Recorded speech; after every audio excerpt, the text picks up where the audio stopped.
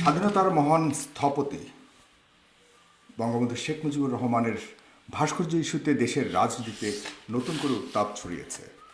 বিষয়টি নিয়ে হেফাজতে ইসলাম ও আওয়ামী লীগের পাল্টাপাল্টি বক্তব্য ও বিষোদ্গার রাজনীতির মাঠ গরম করে আছে। রাজধানীর রাজপথে সক্রিয়ভাবে অবস্থান করছে আওয়ামী লীগ এবং সহযোগী সংগঠনগুলো। আওয়ামী লীগের মিত্র দল ও সংগঠনগুলো বঙ্গবন্ধুর ভাস্কর্য ইস্যুতে সরব হয়ে উঠছে। হেফাজত ইসলামকে কোনোভাবে ছাড় দিতে চায় না ক্ষমতাসীনরা। ইতিমধ্যে আওয়ামী লীগের শীর্ষ পর্যায়ের নেতারাও বিভিন্ন সমাবেশে হেফাজত ইসলামকে কঠোর বার্তা দিয়েছেন। এই অবস্থাতে দেশের রাজনৈতিক ভবিষ্যৎ নিয়ে শঙ্কিত মহল। কি হতে পারে এবং রাজনৈতিক গন্তব্য কোথায় আমাদের দেশে, এই নিয়ে চলছে সব স্তরে জল্পনা কল্পনা। এদিকে আবার আজকে চরমনায়ের পীর সাহেব প্রেস ব্রিফিংয়ে সরকারকেও কঠোর হুঁশিয়ারি দিয়েছেন। তাদের দলও বসে থাকবে না, তাদের লোকও বসে থাকবে না যদি সরকার এভাবে তাদের বিরুদ্ধে বিষোদ্গার করতে থাকে। এ নিয়ে তর্ক করবার জন্য ফেস দ্য পিপলের নিয়মিত আয়োজনে আজকে অতিথি হয়ে যারা এসছেন চারজন প্রখ্যাত আইনজীবী। আজকের প্যানেলিস্টদের একটি বিশেষ দিকও রয়েছে, তারা সবাই আইনের উপর সর্বোচ্চ পড়াশোনা করে এসেছেন দেশের বাইরে থেকে এবং সবাই বার এট ল করেছেন, সুতরাং সবাই ব্যারিস্টার। এই প্রথম আমার শো তথা সমগ্র অনলাইন শোতে আমি বলবো চারজন ব্যারিস্টার এক টেবিলে বসেছেন। ভাস্কর্য নিয়ে তর্কযুদ্ধে আজকের এই চারজন বক্তার কথা আমরা শুনব। দর্শক, আপনারা এর আগে অবশ্যই আপনাদের টাইম লাইনে আপনারা আজকের এই অনুষ্ঠানটি শেয়ার করে অন্যদেরকে দেখার সুযোগ করে দিবেন। আর আমার সাথে আরও দুজন অতিথি রয়েছেন যারা অন দ্য ওয়েতে কিছুক্ষণের মধ্যেই যুক্ত হবেন। তবে আমরা শুরু করে দিচ্ছি, আমার সাথে অলরেডি যুক্ত রয়েছেন জনাব ব্যারিস্টার তৌফিকুর রহমান। তিনি আওয়ামীপন্থী একজন বক্তা আজকের টেবিলে। তৌফিক ভাই, আপনি আমাকে শুনতে পাচ্ছেন নিশ্চয়ই? ব্যারিস্টার তৌফিক, শুনতে পাচ্ছি। আপনাকে অশেষ ধন্যবাদ আমার সাথে যুক্ত হওয়ার জন্য। এরপরে রয়েছেন জনাব আবু সায়েম। তিনি জনাব তারেক রহমানের উপদেষ্টা। তিনি যুক্ত হয়েছেন লন্ডন থেকে। সায়েম ভাই, আপনি শুনতে পাচ্ছেন? স্বাভাবিক শুনতে পাচ্ছি। আপনি কি আমাকে শুনতে পাচ্ছেন? জি, আপনাকে অশেষ ধন্যবাদ আমার সাথে যুক্ত হওয়ার জন্য। আমি অনুষ্ঠানটি শুরু করতে যাচ্ছি। দর্শক, আপনারা অবশ্যই অনুষ্ঠানটিকে শেয়ার করবেন এবং আমাদের ইউটিউব চ্যানেলটিকে অবশ্যই সাবস্ক্রাইব করবেন। আর সাইম ভাই, আপনি আরেকটু যদি আপনার সাউন্ডটাকে একটু লাউড করেন তাহলে আমাদের শুনতে সুবিধা হবে। আমি প্রথমে শুরু করতে চাচ্ছি জনাব তৌফিকুর রহমান, ব্যারিস্টার তৌফিকুর রহমান, আপনাকে দিয়ে আমি একটু শুরু করতে যাচ্ছি একটি প্রশ্ন দিয়ে, যেটি হলো আমার কাছে আমার নিজের থেকেই আমি একটু আমার মনের মধ্যেই একটা রিয়েলাইজেশন আসছে যে আসলে বাংলাদেশে আমরা যারা বাংলাদেশি মানুষরা তারা দুটি দিক মেনটেন করতে হচ্ছে। একটি সংবিধান, আর একটি হলো কোরআনের আলোকে যে মুসলমান হিসেবে আমাদের যেহেতু 90% মুসলমানের দেশ আমাদের, এই দুইয়ের মাঝে একটি সাংঘর্ষিক অবস্থানও মাঝে মধ্যে আমরা অনুভব করি। রাষ্ট্রীয় যে জীবন ব্যবস্থা, সেখানে আমাদের দেশে আমরা আসলে কোন ব্যবস্থাকে আমরা ফলো করছি, কোন ব্যবস্থাতে আমরা চলছি। যদি কোরআনিক ব্যবস্থায় চলি তাহলে কোনোভাবেই ভাস্কর্য নির্মাণ করা উচিত নয়, এটা কোরআনে স্পষ্টভাবে লেখা আছে। আর যদি সংবিধানের আলোকে চলি তাহলে ভাস্কর্য তৈরিতে বাধা কোথায়? এই যে কনফ্লিক্টটা আপনাদের আইনে, আসলে আইনের ভাষাতেও আমি আপনাদের রাজনীতিবিদ হিসেবে আজকে ধরে নিচ্ছি, বাট আপনারা সব দিক থেকে বিবেচনা করে আজকের এই আলোচনাটা সূত্রপাত করতে চাই। ব্যারিস্টার তৌফিকুর রহমান, আপনি জি, বলুন। দেখুন, আপনার প্রশ্নের জন্য ধন্যবাদ। বাট আমার মনে হয় এই প্রশ্নটা অলরেডি আমরা একটা সেটেলমেন্ট অলরেডি হয়ে গেছে, এবং সেটা 1971 সালেই হয়ে গেছে। যখন ভারত এবং পাকিস্তানের মধ্যে বিভাজন হয়, একটা ইস্যু ছিল যে বেশি সংখ্যক মুসলমান যারা আছেন তারা পাকিস্তানে থাকবেন এবং ভারতে বেশি সংখ্যক হিন্দু থাকবেন। কিন্তু আমাদের দেশে যখন স্বাধীনতা আন্দোলন হয়, তখন কিন্তু বাংলাদেশে বা তৎকালীন পূর্ব পাকিস্তান যেটা ছিল, সেটা কিন্তু মুসলিম প্রধান রাষ্ট্রই ছিল। কিন্তু আমরা দেশের বেশিরভাগ লোক বলতে পারেন, 90%, 95%, আমরা কিন্তু বাঙালি জাতীয়তাবাদের উপর ভিত্তি করে আমাদের দেশকে স্বাধীন করেছি। আমরা একটা বিষয়ে তখন পরিষ্কার ছিলাম যে ধর্মীয় ভাবে আমাদের দেশ স্বাধীন হবে না, বা ধর্মীয় ভাবে আমরা দেশের সংবিধানটা তৈরি করব না। আমাদের সংবিধান হবে যেখানে সব ধর্ম, বর্ণ, গোত্রের মানুষ নির্বিশেষে থাকতে পারবে এবং সমান স্বাধিকার বা সমান স্বাধীনতা তারা ভোগ করবে। এবং 30 লক্ষ শহীদ তাদের জীবন দিয়ে সেটা কিন্তু প্রমাণ করে গেছে। সুতরাং দেশ কিভাবে চলবে এটা অলরেডি সেটেল, এবং সংবিধানের আলোকেই দেশ চলবে। এবং এটা আমার মনে হয় বাংলাদেশে যারা আছেন সবাই সেটা মেনে নিয়ে বাংলাদেশের নাগরিক। কোরআনের বিষয় যেটা আসে সেটা হচ্ছে যে দেখুন, পৃথিবীতে এখন মনে হয় না এমন কোনো দেশ আছে যেটা শুধুমাত্র কোরআনের আলোকে চলছে। সুতরাং আমাদের বর্তমান প্রেক্ষাপটে আমাদের ধর্ম আমরা পালন করব, আমরা একজন মুসলিম হিসেবে অবশ্যই আমরা আমাদের ধর্ম পালন করব, কিন্তু আমার মনে হয় যে একটু আমরা গুলিয়ে ফেলছি ভাস্কর্য এবং মূর্তির মধ্যে। হ্যাঁ, ভাস্কর্যটা আমাদের একটা অনুভূতি।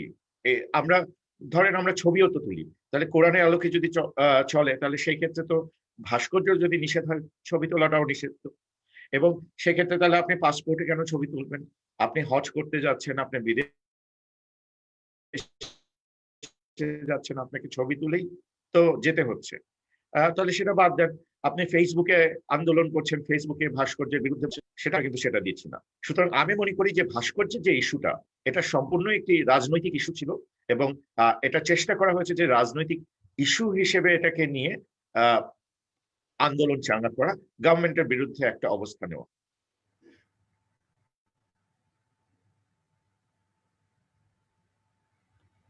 সরি, আমি একটু মিউট ছিলাম, আপনাকে শুনছিলাম মন দিয়ে। আপনাকে অনেক ধন্যবাদ। ব্যারিস্টার আবু সাহেব, আপনি কি মনে করছেন কি ব্যারিস্টার তৌফিকুর রহমান যেটা বলছেন যে আসলে কি একদম রাজনৈতিকভাবেই এটাকে দেখা হচ্ছে? যেমন আহ, এইটাকে মানে ভাস্কর্য ছাড়া যদি আমরা কোনো মন্দিরে গরুর মাংস খেতে যায়, আমার ব্যক্তিগত অনুভূতিতে, তাহলে কিন্তু সেখানে বাধা আসবে, এবং সরকারের পক্ষ থেকে বাধা আসবে, তুমি তো আইনের এই ধর্মের বিরুদ্ধে গিয়ে এটা করতে পারবে না, সেখানে বাধা আসবে। মসজিদে যদি আমরা কেউ নাচতে যাই, সেখানেও বাধা আসবে, সরকারের পক্ষ থেকে, আইনশৃঙ্খলা বাহিনীর পক্ষ থেকে বাধা আসবে। এই যে বিধিবিধানগুলি কিন্তু আমরা সরকারিভাবেই মানার জন্য এবং মানতে বাধ্য করি, সেক্ষেত্রে তাহলে এই ভাস্কর্যের ব্যাপারে যেটা বলছেন রাজনৈতিক ব্যাপারটা চলে আসে কেন, এবং কেন শুধুমাত্র বঙ্গবন্ধুর ভাস্কর্য তৈরিতে এই আপত্তিটা উঠে আসে সামাজিকভাবে বা আমাদের ধর্মীয়ভাবে? কেন আপনার দলের প্রধান জিয়াউর রহমান সম্পর্কে এই ইয়েটি আসেনি, এই আপত্তিটি আসেনি? ব্যারিস্টার আবু সাহেব, আপনি একটু আনমিউট করবেন নিজেকে দয়া করে। সাগর ভাই, আপনাকে ধন্যবাদ। আর বিশেষভাবে কৃতজ্ঞতা, আবারও ডেকেছেন, প্রায় আপনি ডাকেন এবং সে কারণে আমাদের কথাগুলো দেশের মানুষ শুনতে পায়। অত্যন্ত সাম্প্রতিক এবং জটিল একটি বিষয়ে আজকে আপনি অনুষ্ঠানটি করছেন এবং প্রশ্নগুলো ছুড়ে দিয়েছেন যেভাবে, তাতে আসলে উত্তর দেওয়াটা খুব সহজ নয়। ভেবেচিন্তে এক্ষেত্রে উত্তর দেওয়াটা সমীচীন, এবং একটুখানি এদিক সেদিক হলে আসলে নিজের যে বিশ্বাস সেটা থেকেও বিচ্যুত হবার যথেষ্ট সম্ভাবনা আছে। তো কয়েকটি পয়েন্ট উঠে এসছে, আমি যেগুলো দিয়ে শুরু করতে চাই। ব্যারিস্টার তৌফিক যেটি বলেছেন যে বাংলাদেশের স্বাধীনতা যুদ্ধ, মুক্তিযুদ্ধের যে চেতনার প্রশ্নটা, এখানটাতে আমি সবিনয়ে একটু দ্বিমত করবো। সেটা হচ্ছে আসলে আমাদের মুক্তিযুদ্ধের যে চেতনা, সেই চেতনাটা কনক্রিটলি কি, এই বিষয়টি কিন্তু আমাদের ভেতরে দ্বিমত আছে, এবং এটা নিয়ে যথেষ্ট পরিমাণ বিতর্ক হয়। অবশ্যই আমরা পাকিস্তান থেকে মুক্ত হতে চেয়েছিলাম, আমরা চেয়েছিলাম একটা মুক্তি, দেশের জনগণের অর্থনৈতিক মুক্তি, গণতান্ত্রিক মুক্তি, সাংস্কৃতিক মুক্তি, ইত্যকার সকল মুক্তিটাই কিন্তু প্রধান বিবেচ্য ছিল। তবে আমরা যখন মুক্তিযুদ্ধের সেই প্রেক্ষাপটে ছিলাম, তখন এমন কোনো চিন্তা কিংবা এমন কোনো বিষয় উঠে আসেনি যে একটা সময় দেশ সংবিধানের আলোকে চলবে, এমনকি কোরআন কিংবা হাদিসের সাথে যদি সাংঘর্ষিক হয় তাহলেও সংবিধানই সেখানে প্রিভেইল করবে, এমনটা আসলে ছিল না। এবং আমি দৃঢ়ভাবে বিশ্বাস করি এখনো, অবশ্যই একটা দেশ চলতে গেলে লিখিত কিংবা অলিখিত সংবিধান থাকে, সেই সংবিধানকে ফলো করে দেশটা চলতে হবে, এমনটা আমরা আশা করি। কিন্তু বাংলাদেশের প্রেক্ষাপটে ইসলাম বিরোধী কোনো কর্মকাণ্ড হবে সংবিধানে থাকলেও, সেটা আসলে আমার মনে হচ্ছে জনগণের প্রত্যাশা না, এমনকি জনগণের সেটা আসলে দাবিও নয়। এটা যদি বর্তমান সরকার মনেও করে তাহলে সেটা তারা ভুল মনে করে, এবং এই ক্ষেত্রে আমি মনে করি যে এটাকে তারা হয়তো কোনো একটি উদ্দেশ্য নিয়ে এই কাজটি করে। আমি ব্যারিস্টার তৌফিকের সাথে আরো একটা বিষয়ে দ্বিমত প্রকাশ করে আমি এটা বলতে চাইবো এই জন্য যে অন্যান্য দেশের সাথে তিনি যখন তুলনাটা করেন তখন তাকে এটাও ভাবতে হবে যে বাংলাদেশের কনস্টিটিউশনে কিন্তু স্টিল স্টেট রিলিজিয়ন হিসেবে ইসলামকে রাখা হয়েছে এবং তার সরকারও কিন্তু সেটা পরিবর্তন করেনি। তাদের গোত্রেরই অনেকের দাবি সত্ত্বেও সেটা এখন পর্যন্ত বিলীন হয়নি এবং ইসলাম স্টেট রিলিজিয়ন হিসেবে আছে। যে দেশে ইসলাম স্টেট রিলিজিয়ন সে দেশে কোরআন এবং হাদিসের সাথে সাংঘর্ষিক বিধানের মাধ্যমে দেশ চলবে, অবশ্যই সেটা জনাব তৌফিকও মনে করবেন যে এটা নয় বিষয়টি। আর একটা বিষয়ে কথা বলতে হচ্ছে কি কেন এই ঘটনাগুলো ঘটছে, ভাস্কর্য নিয়ে যে বিষয়গুলো এসছে, আপনি দুটো পয়েন্ট তুলে ধরেছেন, আমি একটা পয়েন্টে কথা বলি প্রথমে। সেটি হচ্ছে যে ভাস্কর্যের যে বিষয়টা, এটা কেন এই পরিস্থিতিটা কেন উদ্ভূত হলো। আসলে মানে আমি আসলে বিনয়ের সাথে বলতে চাচ্ছি যে আসলে একটা চরিত্রহীন সরকারের নোংরা একটা খেলার অংশ হচ্ছে এই ভাস্কর্যটা। এটা আমি বিশ্বাস করি এবং আমি অনেক কিছু তথ্য প্রমাণ দিয়েও আমি হয়তো বলতে পারবো যে আসলে মাঠের বিষয়টি ছেড়ে দেওয়া হয়েছে, এমন ভাবে ছেড়ে দেওয়া হয়েছে যাতে করে একটা আপনার প্রতিক্রিয়া তৈরি হয়, যে প্রতিক্রিয়াটা আলেম সমাজ কিংবা সাধারণ মানুষের মধ্যে হয়েছে। জনাব তৌফিক যদি বলেন যে শুধু আলেম সমাজ, সেটাও কিন্তু না, সাধারণ মানুষের ভেতর থেকেও প্রতিক্রিয়া আসছে কিছু পক্ষে এবং অধিকাংশ ক্ষেত্রেই বিপক্ষে যে ভাস্কর্য কেন নির্মাণ হবে। তাহলে এই জায়গাটা সরকার কৌশলে তৈরি করে দিয়েছে, এই ক্ষেত্রটা তৈরি করে দিয়েছে যাতে এই ধরনের দেশে একটা পরিস্থিতি তৈরি হয় এবং এটা থেকে তারা একটা সুযোগ সন্ধানী শক্তি হিসেবে এখান থেকে তারা কিছু একটা ফায়দা লুটতে পারে। মূল উদ্দেশ্যটা হচ্ছে এই সরকারের যেহেতু জনভিত্তি নেই এবং কোনো না কোনো ভাবে সরকারের ভেতরে, এটা আমার কাছে মনে হচ্ছে সরকারের ভেতরে একটা ভয় ঢুকেছে যে তারা যখন স্বাধীনতার সুবর্ণ জয়ন্তী পালন করতে যাবে, আগামী বছরটা হচ্ছে স্বাধীনতার সুবর্ণ জয়ন্তী, সেই সময়টাতে ওই পালন করাকালীন সময় পর্যন্ত হয়তো তারা টিকতে পারবে না জনরোষের মুখে। অতএব কিছু একটা মাঠে দিয়ে দিয়ে দেশীয়ভাবে এবং আন্তর্জাতিকভাবে তারা প্রমাণ করতে চায় যে তাদেরকে প্রয়োজন, তারা একটা ধর্মনিরপেক্ষ রাষ্ট্র প্রতিষ্ঠায় তারা আপনার সচেতন এবং তারা এটাতে বদ্ধপরিকর। আসলে যেটা তা না, 2006 সালে তারা এদের সাথেই কিন্তু ধর্মীয় চুক্তি করেছিল। তো এখনো তাদের বিভিন্ন সময়ের কথাবার্তাগুলোতে আপনি দেখবেন যে স্টেটমেন্ট অফ কনভিনিয়েন্স আছে, কখনো মদিনা সনদে দেশ চলবে, কখনো আবার ধর্মনিরপেক্ষ একটা দেশ হবে, খুবই হাস্যকর। তো আসলে দেশটা কোন দিকে যাচ্ছে সবকিছু দেখে মনে হয় যে দেশটা আমরা পিছিয়ে যাচ্ছে, যেটা এগোনোর কথা ছিল পিছিয়ে যাচ্ছে। সর্বশেষ পয়েন্টটা সাগর ভাই যেটা আপনি সুন্দর একটা কোয়েশ্চেন করেছেন, কেন শুধু মরহুম শেখ মুজিবুর রহমানের ভাস্কর্য নিয়ে এই বিষয়টি হচ্ছে, কেন নয় শহীদ প্রেসিডেন্ট জিয়াউর রহমানের, বাংলাদেশের প্রথম প্রেসিডেন্ট এবং স্বাধীনতার ঘোষক শহীদ প্রেসিডেন্ট জিয়াউর রহমানের ভাস্কর্য নিয়ে কথা হচ্ছে না কেন? দেখুন, এটা কিন্তু খুব সূক্ষ্ম একটা চুল চেরা বিশ্লেষণের বিষয়। বর্তমান যে সরকারটি, এই সরকারটির আসলে কোনো গণতান্ত্রিক ভিত্তি নেই। এরা ভোটের মাধ্যমে ক্ষমতা আসেনি, এরা ক্ষমতা দখল করেছে জোরপূর্বক ভাবে, মানুষের গণতন্ত্রকে হরণ করে, আইনের শাসনকে হরণ করে, ভোটাধিকারকে হরণ করে। এগুলো সেটল বিষয়, এই নিয়ে কারোর সাথে আমার বিতর্কে যাওয়ার দরকার নেই। এটা অনির্বাচিত একটা সরকার। এই অনির্বাচিত সরকারকে তাদের যে তাদের অবস্থানটাকে টিকিয়ে রাখার জন্য এক এক সময় এক এক ধরনের কৌশল করে, মাঠে অনেক ধরনের আপনার দুষ্ট নাটক ছেড়ে দেয়। তো ওরা যেটা করছে, তারা তো শেখ মুজিবুর রহমানকে নিয়েই তো তারা কাজগুলো করছে, গোটা দেশে শেখ মুজিবুর রহমানের ভাস্কর্য দিয়ে ভরিয়ে ফেলতে চাচ্ছে। তো সেখানে ভাস্কর্যের বিষয় তো শেখ মুজিবুর রহমানকে নিয়েই হবে। গত 12 বছরে বা গত অনেকগুলো বছরে কি শহীদ প্রেসিডেন্ট জিয়াউর রহমানের কোনো ভাস্কর্য তৈরি হয়েছে? না বিএনপি তৈরি করেছে, না সরকার তৈরি করেছে। স্বাধীনতার ঘোষক। আচ্ছা, আজকে আপনি একটি জিনিস দেখেন, এই বিষয়টি হয়তো জনাব তৌফিকও আমার সাথে একমত হবেন, যে যদি সুবর্ণ জয়ন্তীকে উদ্দেশ্য করেই যদি এই ভাস্কর্যের খেলাটা হতো, তাহলে তো আজকে স্বাধীনতার সাথে, মুক্তিযুদ্ধের সাথে, বিজয়ের সাথে যারা সম্পৃক্ত ছিল, যারা ত্যাগ স্বীকার করেছে, যারা রক্ত দিয়েছে, অনেকেরই তো ভাস্কর্য হবার কথা ছিল। তাহলে গোটা দেশ জুড়ে, জেলা উপজেলা, আপনার ধোলাই খাল থেকে শুরু সর্বত্র কেন শুধু শেখ মুজিবুর রহমানের ভাস্কর্য? আমি কিন্তু ভাস্কর্যের পক্ষে বিপক্ষে এখন মতামত রাখছি না, কারণ সেটা ধর্মীয় একটা ব্যাপার এবং আমি মনে করি যে আমার অবস্থানগত দিক থেকে ভাস্কর্য কিংবা মূর্তি নিয়ে আসলে কোনো ফতোয়া দেওয়া সম্ভব না। আমি ভাস্কর্য বৈধ কি অবৈধ, হারাম কি হালাল সে বিষয়ে যাচ্ছি না, কিন্তু আমি বলতে চাচ্ছি এই সরকারটা তো শুধু শেখ মুজিবকে নিয়ে নাচানাচি করছে, শুধু একজন তো কে নিয়ে নাচানাচি করার তো সুযোগ নেই। বাংলাদেশে যারা প্রকৃত অর্থে স্বাধীনতার জন্য ত্যাগ স্বীকার করেছেন, স্বাধীনতা সংগ্রামের সময় যারা যুদ্ধ করেছেন মাঠে, তাদেরও তো ভাস্কর্য হতে পারতো যদি জি ভাস্কর্যের পক্ষে অবস্থান নেয়। সেটা তারা করেননি, করেছেন শেখ মুজিবুর। সেই জন্যেই কিন্তু আজকে প্রতিবাদটার ক্ষেত্রেও শেখ মুজিবুরের ভাস্কর্য নিয়েই কিন্তু আসছে।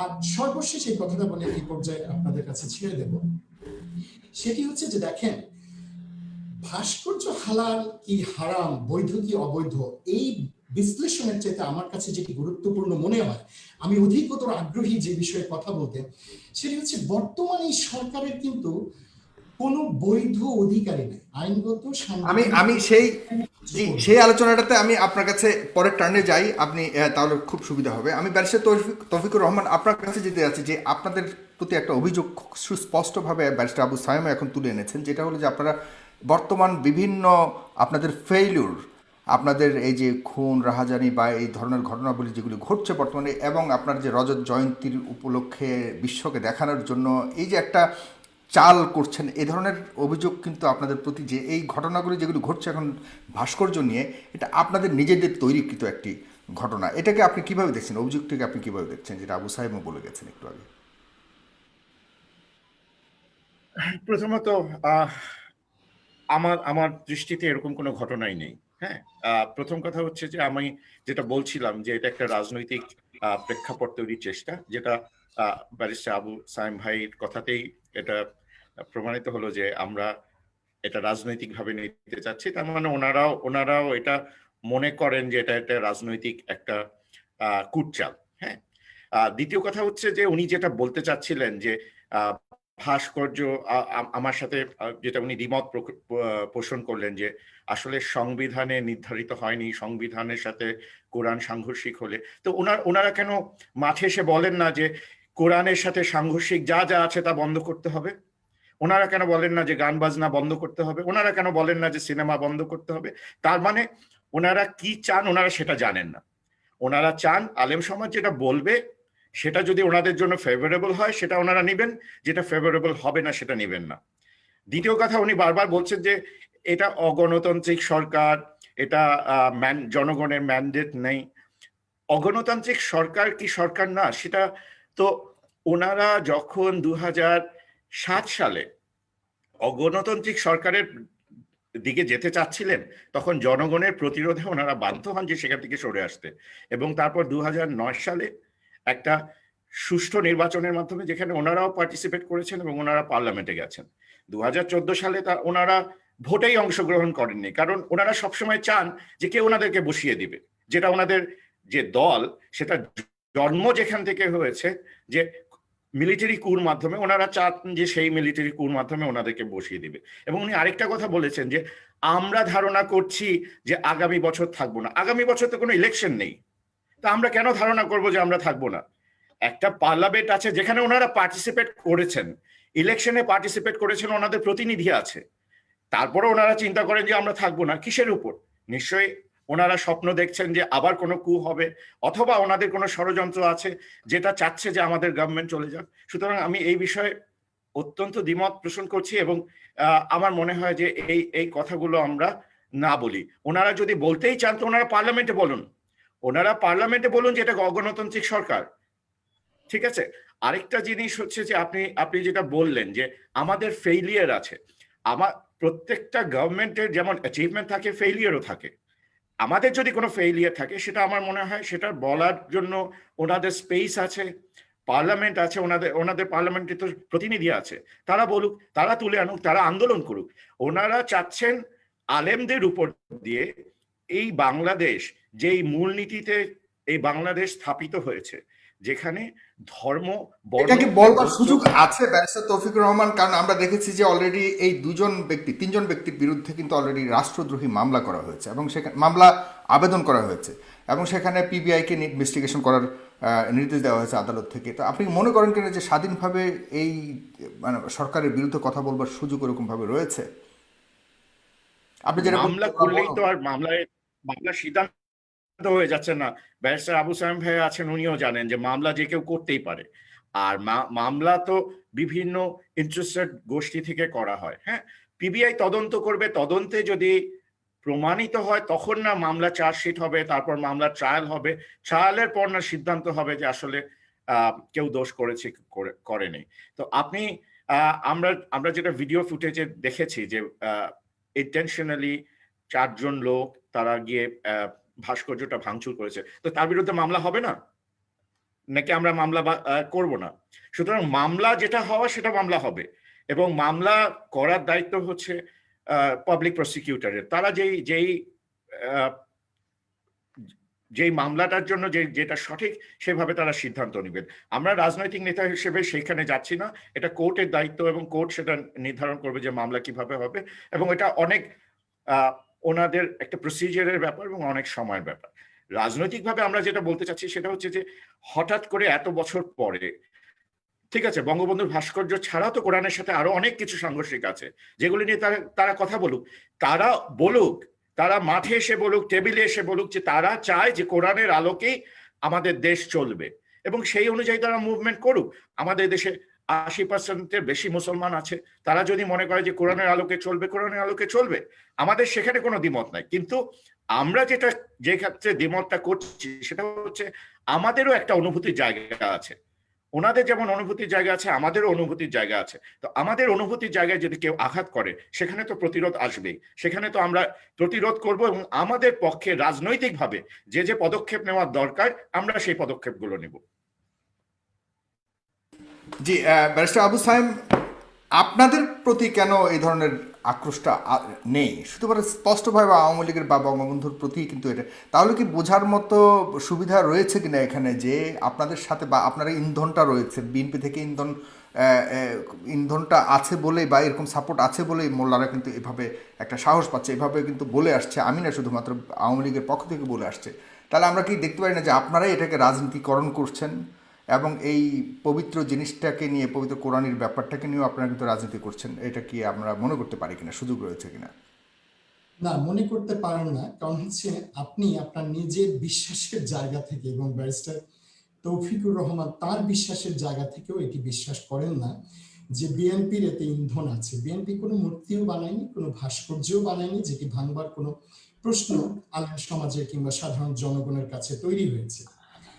জনাব তৌফিকুর রহমান যেটি বলেছেন, দু একটা উত্তর তো দিতেই হয়, সেটি হচ্ছে বিএনপির জন্ম প্রসঙ্গে।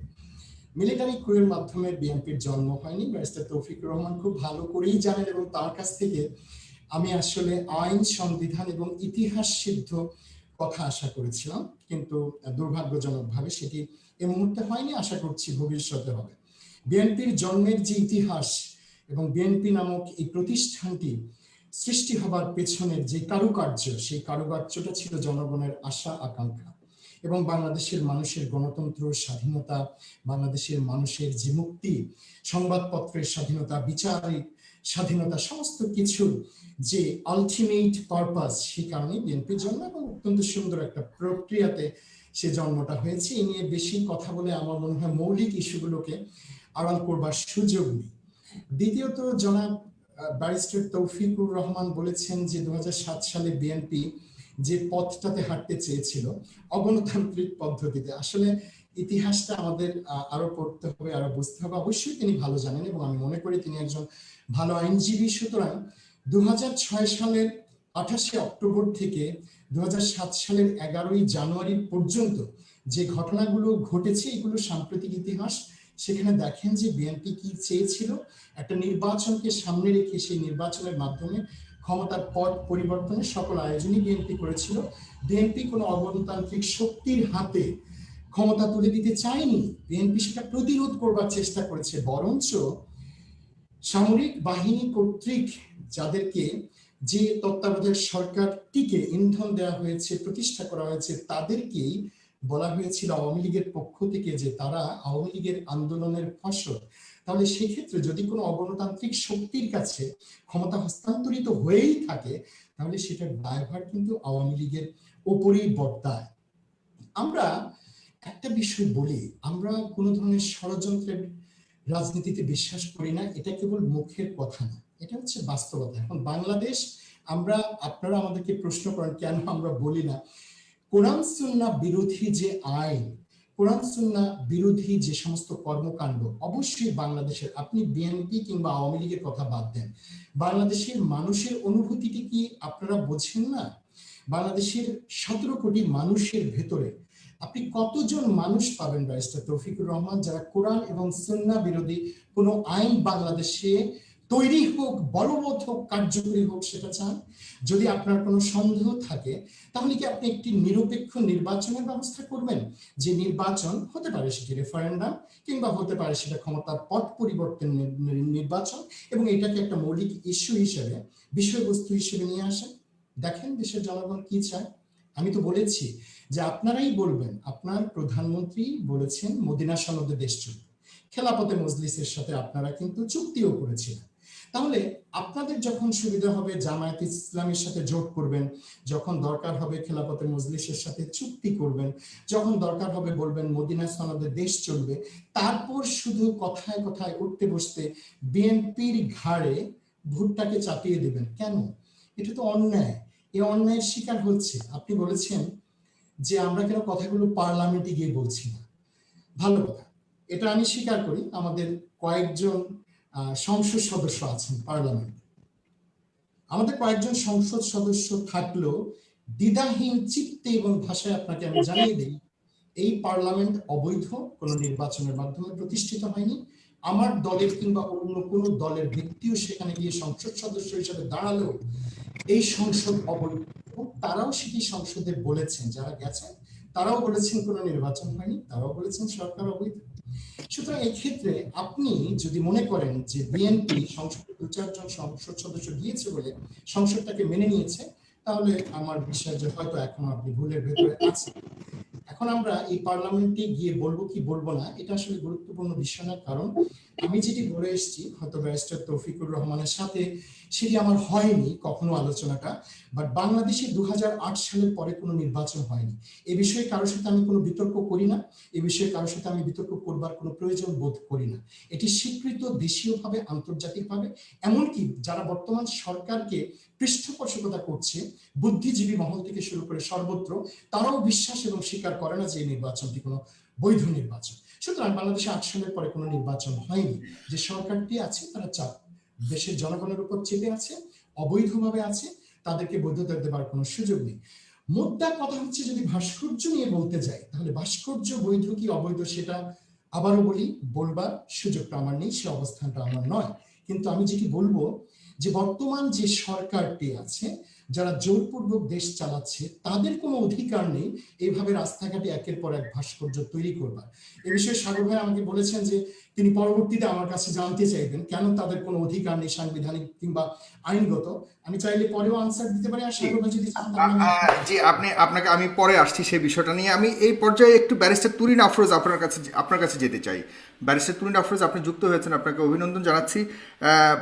ব্যারিস্টার আবু সাইম বলছিলেন যে আপনারা বিশেষ করে বর্তমান সরকারকে উদ্দেশ্য করে বলছিলেন যে বর্তমানে কিছু ফেইলুর অথবা এই খুন, ধর্ষণ এগুলিকে এবং স্পেশালি বলেছেন যে রজত জয়ন্তীর যে সামনে আসছে সেটাকে অনেক আন্তর্জাতিক মহলকে বোঝাবার জন্য, মানুষের দৃষ্টিকে, আন্তর্জাতিক মহলের যে দৃষ্টি সেটাকে ডাইভার্ট করাবার জন্য এবং মৌলবাদের যে উত্থান হচ্ছে সেটাকে বোঝাবার জন্য এই সরকারের একটি প্ল্যান্ড এই ভাস্কর্য নির্মাণকে কেন্দ্র করে এখন যে এই যে অসহিষ্ণুতার যেটা আমরা দেখতে পাচ্ছি, সেটা এই সরকারেরই একটা প্ল্যান মোতাবেক হচ্ছে। আপনি সেটা কীভাবে দেখছেন এবং এই ভাস্কর্য বিষয়টাকে নিয়ে আপনার মূল্যায়ন জানতে চাচ্ছি। আপনি একটু দয়া করে নিজেকে আনমিউট করে বলবেন, দয়া করে। ব্যারিস্টার তুরিন আফরোজ।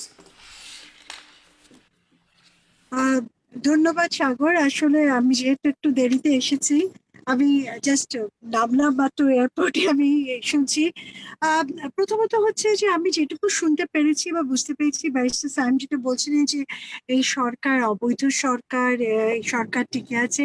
আচ্ছা, এই অবৈধ সরকারের মধ্যে কিন্তু আপনাদের প্রতিনিধি আছে, তো এটা আসলে বোধগম্য নয় যে এই অবৈধ সরকারের অধীনে আপনারা কিছু নির্বাচন করছেন। আপনি বলছেন যে আপনি তর্ক বিতর্ক করতে চান না, সেটা ঠিক আছে, আমরা তর্ক বিতর্ক করতে আমি বলছি না, কিন্তু আমি যেটা বলছি যে এই সরকার সরকারের ভেতরে যখন আপনার প্রতিনিধিরা যখন যায়, তখন আপনি অবৈধ সরকারকে কি বৈধ ভেবে মেনেই যাচ্ছেন কিনা সেটা একটা প্রশ্ন থেকে যায়। আর অনেকগুলো নির্বাচন তো করেছেন, ন্যাশনাল পর্যায়ে না হলে অনেকগুলো নির্বাচনে অংশগ্রহণ করছেন। তাহলে আসলে আপনাদের জন্য বিষয়টা অনেকটা এরকম যে আমরা সাথেও আছি, পাশেও আছি, আবার নাইও, সবকিছু মিলিয়ে একটা কথা। আরেকটা হচ্ছে ভাস্কর্য নিয়ে রাজনীতির কথা যেটা বলছেন এই সরকারের, আসলে এই ভাস্কর্য নিয়ে রাজনীতি কিন্তু সবসময় হয়েছে, এটা নতুন কোনো ঘটনা না। এই ঘটনা সবসময় ভাস্কর্যের বিরুদ্ধে থেকেছে। এবং আমরা দেখেছি যেটা যে রাজনীতি যখন বলছেন একটি নির্দিষ্ট দলের, তখন একটি প্রশ্ন থেকে যায় যে নির্দিষ্ট দলের রাজনীতিটা কিভাবে হয়, যখন আমরা দেখি এই হেফাজতে কিন্তু কেউ বলেছে 13 দফা আন্দোলনে 9 নম্বর দফা, 13 দফার মধ্যে 9 নম্বর দফা ছিল ভাস্কর্যের বিরুদ্ধে। হ্যাঁ, তা এখন কথা হচ্ছে ভাস্কর্যের বিরুদ্ধে সেই যখন শাপলা চত্বরে এত চিৎকার হচ্ছে, আন্দোলন চলছে, কোরআন শরীফ পোড়ানো হচ্ছে, তখন কিন্তু আপনাদের দল থেকে বলা হয়েছে বিরিয়ানি নিয়ে মুমিন মুসলমানদেরকে কাছে যাও। এখন হচ্ছে ভাস্কর্য নিয়ে রাজনীতি বা এই যে ধর্ম ব্যবসায়ীদের নিয়ে রাজনীতি, সেই রাজনীতিটার শুরু বা শেষ কোথায়, সেই হিসাব কিন্তু আমরা করতে গেলে কিন্তু অনেক দূরই যেতে হবে।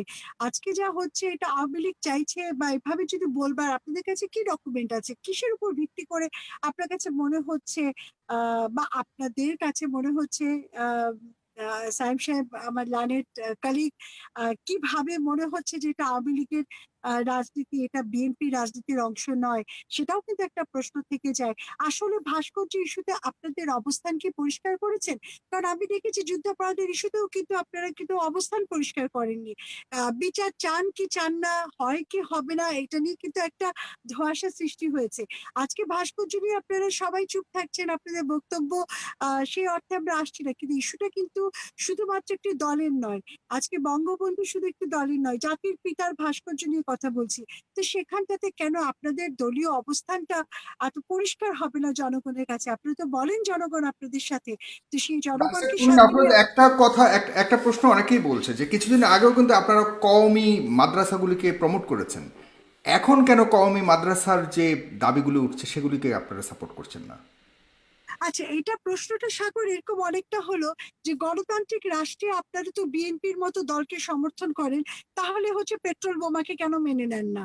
এরকম বোমাবাজি চলবে, তাদেরকে কেন মেনে নেন না? সব জিনিসের একটি ভালো এবং খারাপ দিক রয়েছে। ভালো দিকটাকে আমরা নিশ্চয়ই গ্রহণ করব। আজকে বিএনপির মতো রাজনৈতিক দলের কাছে আমাদেরও প্রত্যাশা অনেক কিছু।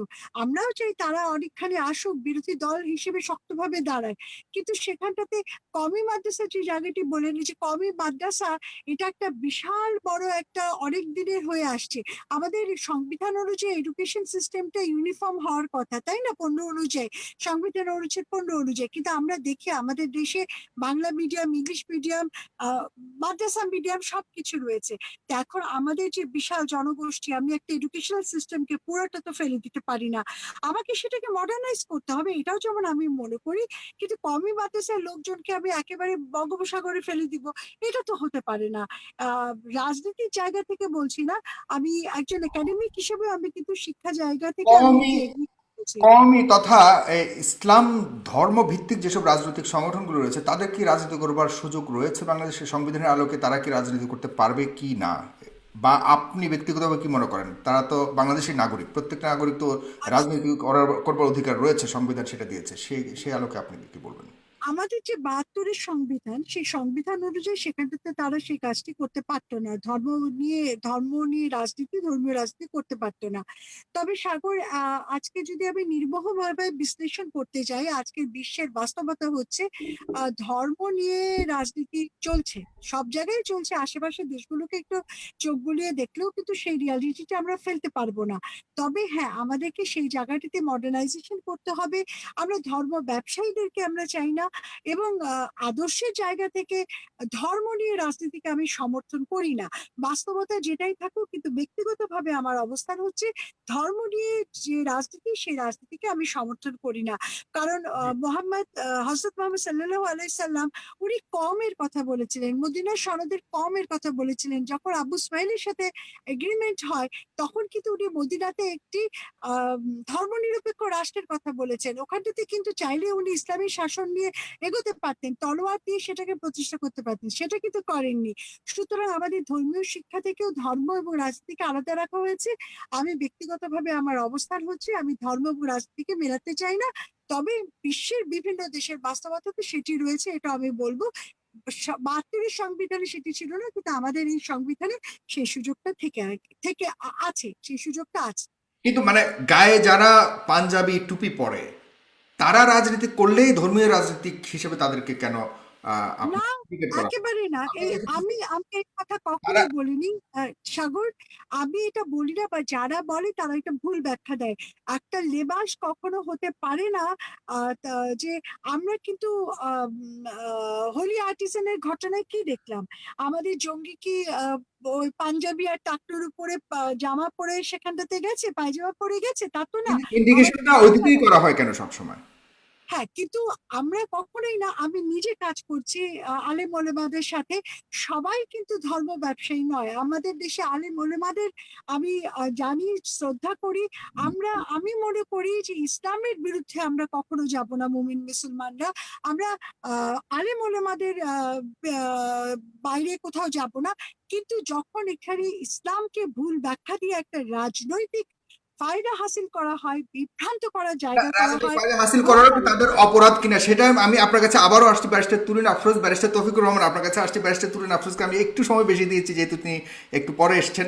আমি ব্যারিস্টার তৌফিকুর রহমান আপনার কাছে আমি বলতে যাচ্ছি যে পাঞ্জাবি টুপি পরে কি যে মানুষগুলি আমাদের দেশে আছে ধর্মপ্রাণ মুসলমান তাদের কি রাজনীতি করবার সুযোগ বা অধিকার রয়েছে কিনা, আর তারা বাংলাদেশে যে কোনো ধরনের ঘটনা ঘটলেই তাদের দিকে কেন ইঙ্গিত দেওয়া হয়, এবং সংবিধানের আলোকে যে আমরা যে বিঙে বাংলাদেশি সিটিজেন তারাও তো বাংলাদেশি সিটিজেন, এবং আমি যে আরেকটু স্পষ্টভাবে বলি যে তারা বর্তমানে যে কওমি মাদ্রাসাকে এখন সরকার, আপনাদের সরকার বা মাননীয় প্রধানমন্ত্রী এখন সার্টিফাইড করেছেন তাদেরকে, এখন তার বর্তমান যে কন্টেম্পোরারি যে স্কুলিং সিস্টেম বা আমাদের যে শিক্ষা ব্যবস্থা সেই শিক্ষা ব্যবস্থা তারাও শিক্ষিত হয়ে আসছে, সেই আলোকে তারা যদি রাজনীতি করতে চায় এবং করতে আসে সেটাকে কেন আমরা অ্যাকসেপ্ট করছি না? কেন আমরা ধর্মটাকে মাঝখানে নিয়ে আসছি? তারা কি ধর্মটার আলোকে কি তারা ওই অনুশাসনে কি তারা রাজনীতি করবার অধিকার নাই কিনা? ব্যারিস্টার তৌফিক রহমান। আমি জানি না আপনি কোত্থেকে বললেন যে তাদেরকে আমরা একসেপ্ট করছি না। আপনি যদি ইভেন আওয়ামী লীগের এমপিদের ক্ষেত্রেও দেখেন বা আওয়ামী লীগের নেতাদের ক্ষেত্রেও দেখেন, বেশিরভাগই পাঞ্জাবি, পায়জামা, টুপি, দাড়ি সবই আছে। So it's not about the লেবাস, it's not about the appearance, it's about the philosophy. ঠিক আছে, আমাদের জায়গাটা হচ্ছে যে আমরা বলছি যে আমরা একটা ধর্মনিরপেক্ষ দেশ। আমি যদি মুসলমান হই, আমার ইমানের রক্ষা আমাকেই করতে হবে এবং আমার ধর্মের রক্ষা আল্লাহ তাআলা করবেন। কোথাও বলা হয় নাই যে আমি দায়িত্ব নিয়ে আমি ধর্মকে রক্ষা করব। তো সুতরাং আমার বক্তব্য পরিষ্কার, আমরা কখনোই বলিনি যে দাড়ি টুপি হলেই তারা রাজনীতি করতে পারবে না। রাজনীতি বাংলাদেশের সবার জন্য উন্মুক্ত এবং এটাকে আমরা বিশ্বাস করি এবং আমরা চাই সবাই রাজনীতি করুক এবং রাজনৈতিক মোকাবেলা এই করুক, কারণেই বলছি, রাজনৈতিক এই প্রশ্নের কারণেই মোকাবেলা বলছি, রাজনৈতিক ভাবে করুক। আই এম সরি, আরেকটা ব্যাপার, হলি আর্টিজানে দেখা যাচ্ছে যে ঘটনা তদন্ত হওয়ার পূর্বেই কিন্তু ইসলামিক যে গোষ্ঠীকে ইন্ডিকেট করে অভিযুক্ত করা হয়েছে। না, এখানে তো অভিযুক্ত করার কিছু ছিল না, কারণ ইংলিশ আইএস এটাকে ক্লেম করেছিল। আমরা সেই পরিপ্রেক্ষিতে বলেছি যে এটা আইএস করেছে। তো এখন আইএস ক্লেম করবে তারপরে আমরা বলবো যে না আইএস করেনি, এটা তো হতে পারে না। সুতরাং আমরা কিন্তু কোনো গোষ্ঠীকে বলিনি। যখন আইএস এটা ক্লেম করলো তাদের ওয়েবসাইট থেকে, তখন আমরা বললাম যে এটা ইসলামিক জঙ্গিরা করেছে। তো এখানে আমি বুঝতে পারছি না যে এখানে আমাদের বলাতে কি ভুল হয়েছে, নাকি বিএনপি বলবে যে না আইএস করেনি। আরেকটা জিনিস, উনি ব্যারিস্টার আবু সায়েম বললেন যে আমার ইতিহাস সম্বন্ধে আমি আসলে জানি না বা হয়তো আমি জানিনি। আমার ওই বিএনপি যখন জন্ম হয় আমার জানার কথাও ছিল না, আমার বয়স 1 বছর ছিল। বাট আমার প্রশ্ন হচ্ছে যে একজন আর্মি জেনারেল কিভাবে একটা দল করতে পারে, এই ব্যাখ্যাটা আমি জানি না। আমাকে যদি ব্যারিস্টার সাহেব একটু এক্সপ্লেইন করেন যে আর্মিতে সার্ভিং অবস্থা থেকে সাথে সাথে একটা দল করা যায়, সাথে সাথে ক্ষমতা নেওয়া যায় এবং সেটা একটা গণতান্ত্রিক প্রক্রিয়া, তাহলে আমার জানতে হবে যে এই বিষয়টা কিভাবে হয়, 1 নম্বর। আর আরেকটা হচ্ছে যে আমরা সবসময় বিশ্বাস করি যে আমাদের মূল নীতি ছিল ধর্মনিরপেক্ষতা। 71 সালেই সেটা অলরেডি সেটেল হয়ে গেছে। এখন উনি বলছেন যে আপনারা রেফারেন্ডাম দেন, আপনারা সবাইকে বলেন যে কি আলোকে চলবে। তাহলে কি প্রতি বছর বছর আমাদেরকে রেফারেন্ডাম দিয়ে চলতে হবে যে কখন কে কিভাবে দেশটা চালাবে? যদি ওনারা মনে করেন যে ইসলামের আলোকে চলবে, ওনারা পার্লামেন্টে আসুক, পার্লামেন্টে মেজরিটি নিক এবং সংবিধান চেঞ্জ করুক, আমাদের সেখানে কোনো দ্বিমত থাকবে না। কিন্তু ওনারা বাইরে থাকবেন, দেশের বাইরে থাকবেন এবং ওখান থেকে বলবেন যে রেফারেন্ডাম দেন, এটা অগণতান্ত্রিক সরকার। আবার ওনারা, যেটা তুহিন আফরোজও বললেন, যে ওনারা পার্লামেন্টে সবগুলো ইলেকশনে ওনারা পার্টিসিপেট করছেন, এমন তো না ওনারা পার্টিসিপেট করছেন না। ওনারা 2014-তে যখন পার্টিসিপেট করেননি, এটা ওনাদের একটা বড় পলিটিক্যাল ভুল ছিল এবং ওনারা সেটা স্বীকার করে নিয়ে পরবর্তীতে সব নির্বাচনগুলোতে ওনারা অংশগ্রহণ করছেন। তো এবং আরেকটা জিনিস আমি আমি আমি একটু করতে চাই, উনি বললেন যে আন্তর্জাতিকভাবে আমাদের গভর্নমেন্টকে স্বীকৃতি দেওয়া হয়নি। আমি একটু জানতে চাই কোন কোন আন্তর্জাতিক সংগঠন আমাদেরকে স্বীকৃতি দেয়নি, কোন দেশ আমাদেরকে স্বীকৃতি দেয়নি। এটা যদি উনি একটু দালিলিক কোনো প্রমাণ থাকে আমাদেরকে দিলে আমাদের জন্য সুবিধা হয়। আমরা দেখেছি যে ইলেকশনের পর প্রত্যেকটা প্রভাবশালী রাষ্ট্র ওয়েলকাম করেছে আমাদের প্রধানমন্ত্রীকে এবং এটা গণতান্ত্রিক প্রক্রিয়ার মাধ্যমে যে ইলেকশন হয়েছে সেটা অ্যাকসেপ্ট করে নিয়েছে। একটা ইলেকশনে ভুলভ্রান্তি থাকতে পারে এবং সেটা উভয় পক্ষেই থাকতে পারে। সেটাকে নিয়ে যদি আপনি বলেন যে একটা অগণতান্ত্রিক সরকার, তাহলে আমি সেটার সাথে দ্বিমত করি। আমরা আর যাই করি, মার্শাল লর মাধ্যমে আমরা সরকার কোনো গঠন করিনি। জি, ব্যারিস্টার আবু সায়েম, আপনার কাছে যাচ্ছি। আপনার কাছে কয়েকটা প্রশ্ন তো আপনার কলিগ ব্যারিস্টার তৌফিকুর রহমান বলে গেছেন। আমারও কিছু যুক্ত করবার ইচ্ছে আছে আপনার এখানে, যে আপনারা তো এর আগেও সুযোগ বুঝে চুপ থাকেন। আমি একটু অনুমতি নিচ্ছি, আমি বের হয়ে যাচ্ছি। জি জি, আপনাকে অনেক ধন্যবাদ। তবে আরো 5 মিনিট থাকার কথা আপনার। আপনি অবশ্যই শুনে যেতে হবে ব্যারিস্টার আবু সায়েমের। আমি আর কোনো নতুন কিছু বলছি না। ব্যারিস্টার আবু সায়েম, আপনি বলবেন। জি। যেহেতু আমার প্রতিপক্ষ হিসেবে দুজন আছেন, অনেকগুলো পয়েন্ট চলে আসে, একটু সময় নিয়ে উত্তরটা দিতে হবে। অনেকগুলো বিষয়ে তথ্যগুলো আসলে সঠিক নয় এবং যাচাই বাছাই করে তারপর আমার মনে হয় এই আলোচনাগুলো আমাদের করা উচিত। যেমন একটা একেবারে শেষের দিয়েই শুরু করছি, সেটি হচ্ছে আমি যেটি বলেছি সেটি হচ্ছে যে এই নির্বাচনটিকে কোনো দেশই মেনে নেয়নি, কোনো দেশ এটাকে স্বীকৃতি দেয়নি। আপনি ইউনাইটেড স্টেটস তাদের স্টেট ডিপার্টমেন্টের প্রতিটি স্টেটমেন্টে বলেছে, যুক্তরাজ্য বলেছে, ইউরোপিয়ান ইউনিয়ন বলেছে এই নির্বাচনটি অগ্রহণযোগ্য, এই নির্বাচনটি সঠিকভাবে হয়নি। কূটনৈতিক সম্পর্কের কারণে একটি সরকার প্রতিষ্ঠিত হলে তখন সেটাকে স্বাগত জানানো। আপনি দেখবেন পৃথিবীর অনেক দেশে অভ্যুত্থানের মাধ্যমে যদি সরকার প্রতিষ্ঠিত হয় এবং সামরিক কোনো অফিসার যদি ক্ষমতা গ্রহণ করে, সেখানেও আমরা দেখেছি যে কূটনৈতিক সম্পর্কটা থাকে কিংবা সেটাকে চলমান অবস্থায় রাখা হয়। তার মানে এই নয় যে নির্বাচনটি বৈধ হয়ে গেছে।